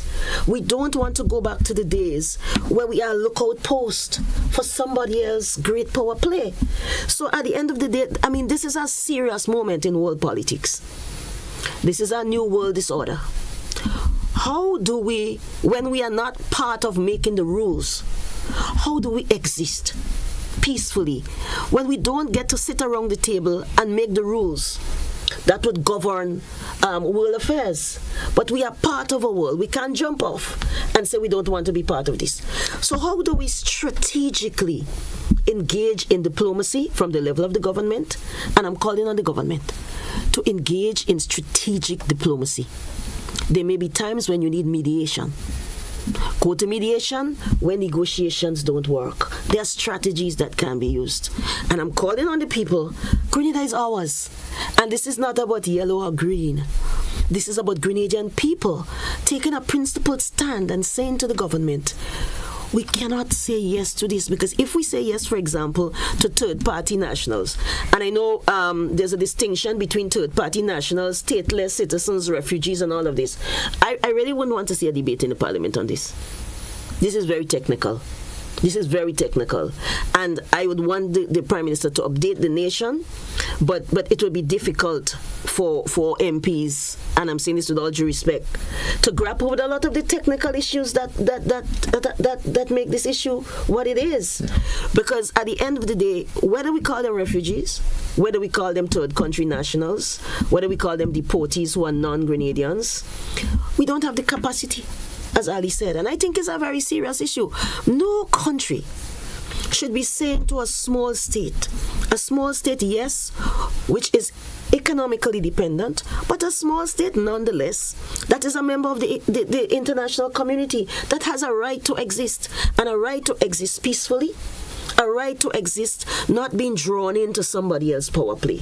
Yeah. You know, and I think it's a very serious moment, and we have to take seriously the issue before us and help the government say a diplomatic no. Yeah. Another way that, you know, it could be looked at,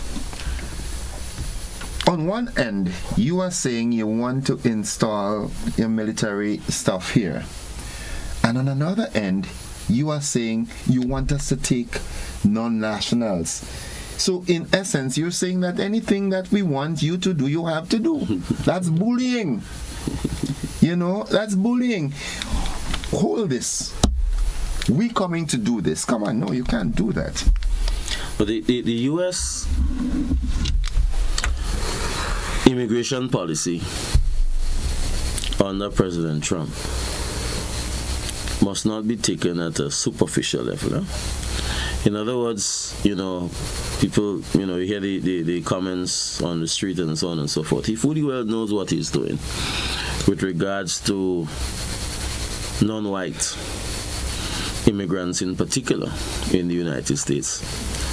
Now, United States is a society that's built on the backs of immigrants. That is a historical fact. Now, small societies like us, with vulnerable economies and so on, with limited capacity in terms of security, in terms of wealth generation and so on, we are at the different ends in terms of economic development to the US and the UK and so on. So that while you see at the United States now, if you follow Europe and you follow the United Kingdom, there's also serious issues with regards to immigration. There's also serious issues, and that's why the Windrush came to light a couple years ago. You know, persons who travel from the Caribbean to the UK during when the Caribbean Islands were still a colony and so on. You're saying to them that, you know, you're not citizens here. Yeah, you have to go back home. To go back home. You understand? So these are not just issues that we should just look at in terms of, well, they don't want to say. It's far deeper than that. But we are saying that, listen, we have our own challenges here. We have our society to build, to develop and so on, to provide opportunities for our own people and so on, and that we seriously do not have the capacity to harbor or to have these persons come here, and Dr. Grenade spoke about the different classes of persons that that comes under international law. that we speak of, but we are saying to the US we do not want to be a partner to that either. So one, we do not want to be part of no militarization for whatever purposes you may have, and we believe that the sovereignty of our country and the sovereignty of other Caribbean islands and Latin American nations, because not only the Caribbean that has declared the region to be a zone of peace, but also CELAC nations, Caribbean and Latin American nations, we aspire, yes, to avoid military confrontation between states. We believe that we are mature enough, that we are civilized enough, that if we have differences between states, that we can resolve same by negotiations, through dialogue. You know, in fact, that is why the United Nations was set up in the first place. You know what I mean? So that conflicts between states, differences between states, we can create a platform for peaceful resolution. And that is what this is about. So that and it is very important, you know, it's ironic, I say to people all the time that Maurice Bishop and the Grenada Revolution, they constructed the airport and so on. And in those days, the United States under President Reagan would say, them first building a military base there for Russia.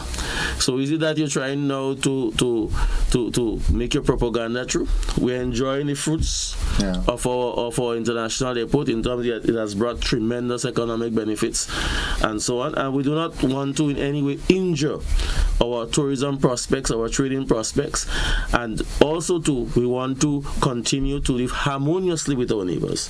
Venezuela, Trinidad and Tobago and the rest of CARICOM, they are our neighbors, and we want to continue living harmoniously with the rest of our neighbors. We do not want any country to point finger and say Grenada is in any way harboring persons to attack their countries and so on. Leave us out of that. That's all we ask. Yeah. All we ask is peace. And I mean that's so simple to understand. Yeah. I find that's you know, except you have an ulterior motive, but that is simple to understand. You know, we're not used to that. We don't want it. It should not come across as being rude by us saying no. Right. And I wanted to mention too, Grenada and the rest of the Caribbean, we've had a history of very good levels of cooperation with the United States. Now, in terms of, we have the RSS, we have impacts, we have the Ship Rider Agreement. We have a lot of partnership agreements with the United States on the question of drugs and so forth and so on. So the United States, of course, we've had a history of conflict and cooperation, moments of conflict, moments of cooperation. But what is true is that the Caribbean countries have never resisted cooperating on the question of drugs.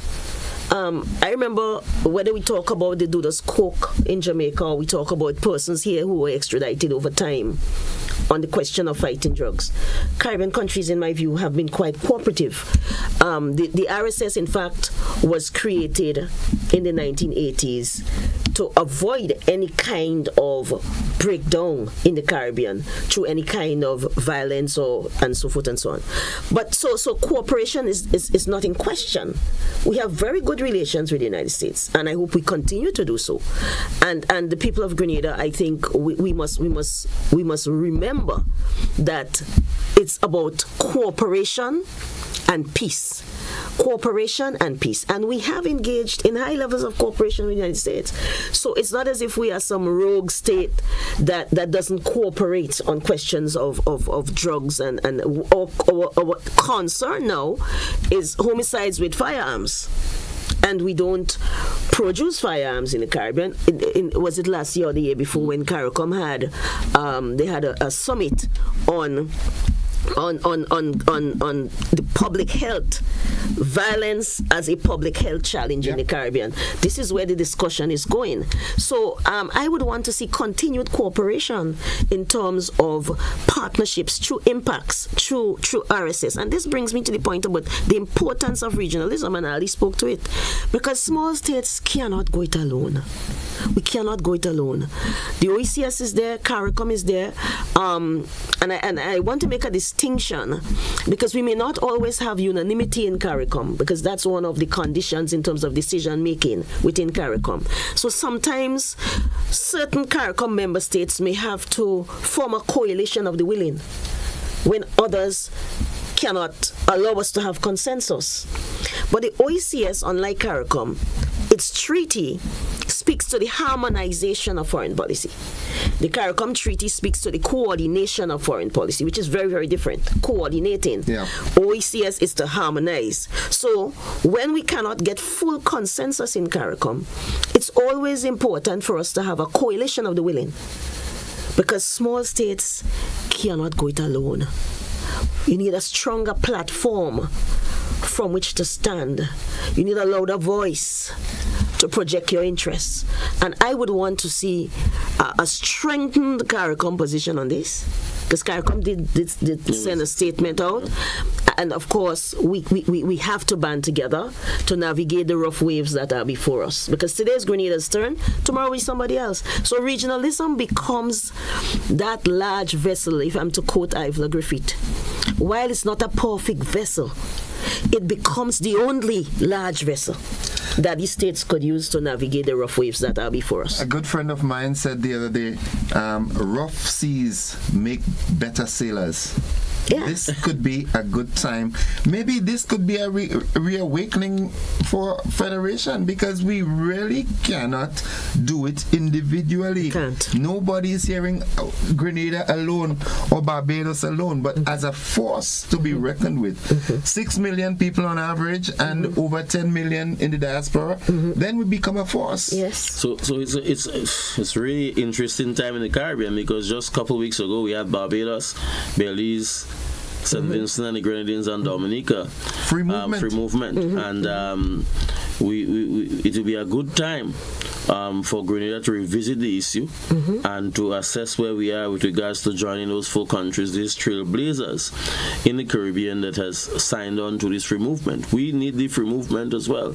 So it's an opportune time to strengthen Caribbean integration. It is. And because we are witnessing now, and we are expecting the support from our colleagues throughout the region. And Prime Minister Gaston Brown in Antigua last week or so said loud and clearly no to any military installation in Antigua. I'm not even sure that a request was made of him, but he saw it fit enough to make such a statement. So that it's a very interesting time for the region.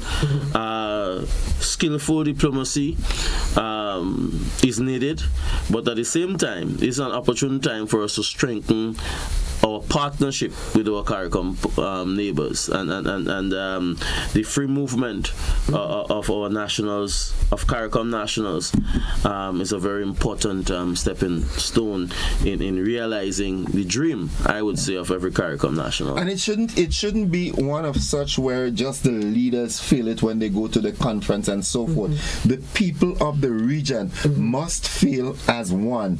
So a Grenadian should feel like a Bajan when he goes there. That's how it should be. That's how it should be. And that is how West Indies cricket and University of West Indies has made us feel first. I was having a good day, Ali. I was having a good day, and you mentioned West Indies cricket. Yeah, we won by 1 run yesterday. We win a game. Even though it's a good time. One final question before we look. We just detail the activities planned. Now, the current administration here on island has taken a trajectory to Africa, going back home. That's how I refer to it.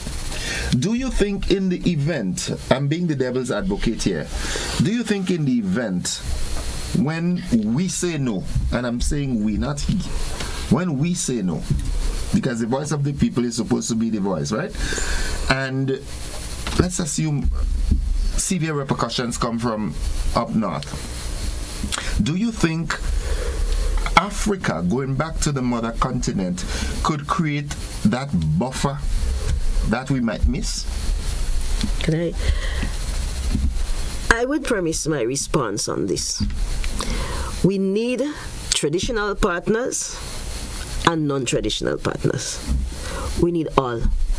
So I would hope that we would use diplomacy in such a way that we could minimize repercussions. Now, the question of Africa, I was quite pleased when we had the African Caribbean Summit here in July, I think it was, because it means we're building bridges and repairing the rungs of the Middle Passage.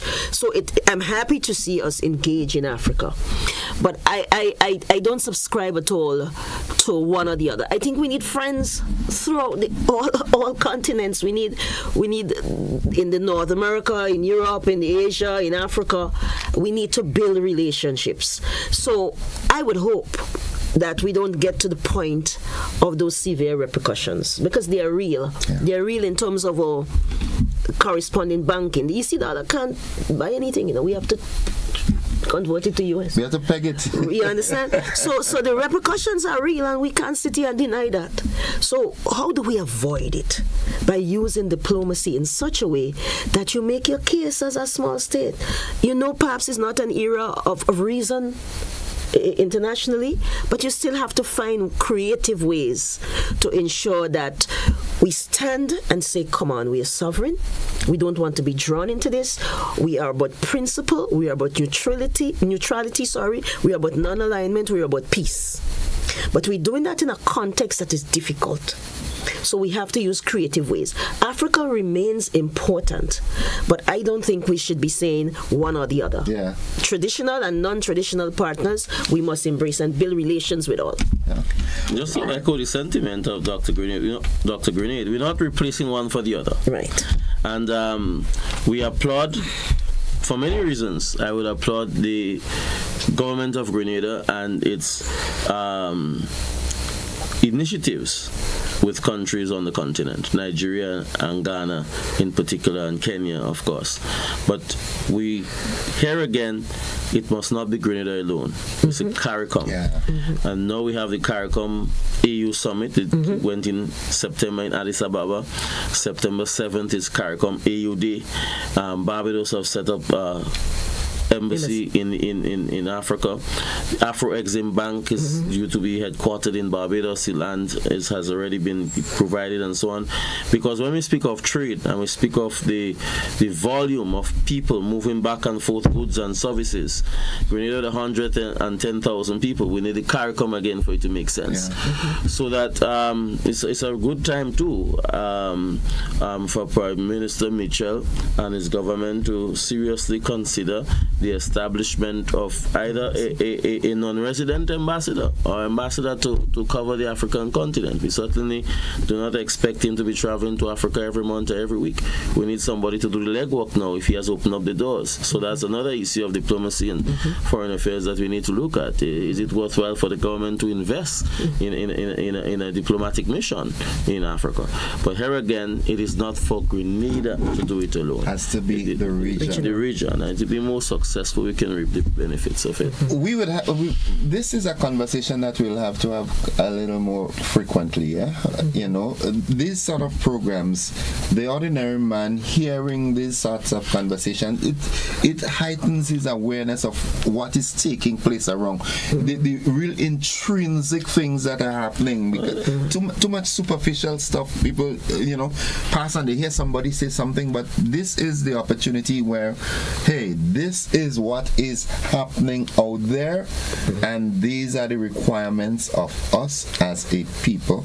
Let us deal with it. Well, that's why we are grateful for you having us, because we believe this sort of conversation, you can always go on Facebook and somebody put up a post and so on, but we believe that this sort of conversation is absolutely needed. And we will accommodate it. So tell us the actions that we have coming up, the activities that we have from the coalition. So tomorrow, please God, the 23rd of October, we're having a peace march. It's a peace march. We start at the roundabout in Tantine, right outside TAMCC. And why we chose that, TMR Show was one of our Caribbean leaders who instilled in us the need to agitate and educate and integrate. And we want to start there symbolically, walk along the Carinage, and end at the Esplanade. It's a peaceful march. We want to be able to say to the government that Grenadians are not in support of the request from the United States. This is not a march that would agitate or It's not a protest. It's not a protest, really. It's a peace march. So we want to invite Grenadians to come out and support this. We also have a petition. The petition is online. We have a number of signatures already, but we want many more. So we want to encourage people to sign the petition. The petition is simply saying that as Grenadians, we believe in the sovereignty of our state, and we want to ensure that we remain a zone of peace. So I'm quite happy to be part of the coalition, Grenada Coalition for the Zone of Peace, but we are partnering with another group led by Senator and others. They're called the Group of Concerned Citizens. So we want to thank them as well for partnering with us, because we were supposed to have our march today and they were supposed to have theirs tomorrow, but we decided to merge because it doesn't make sense being divided on this.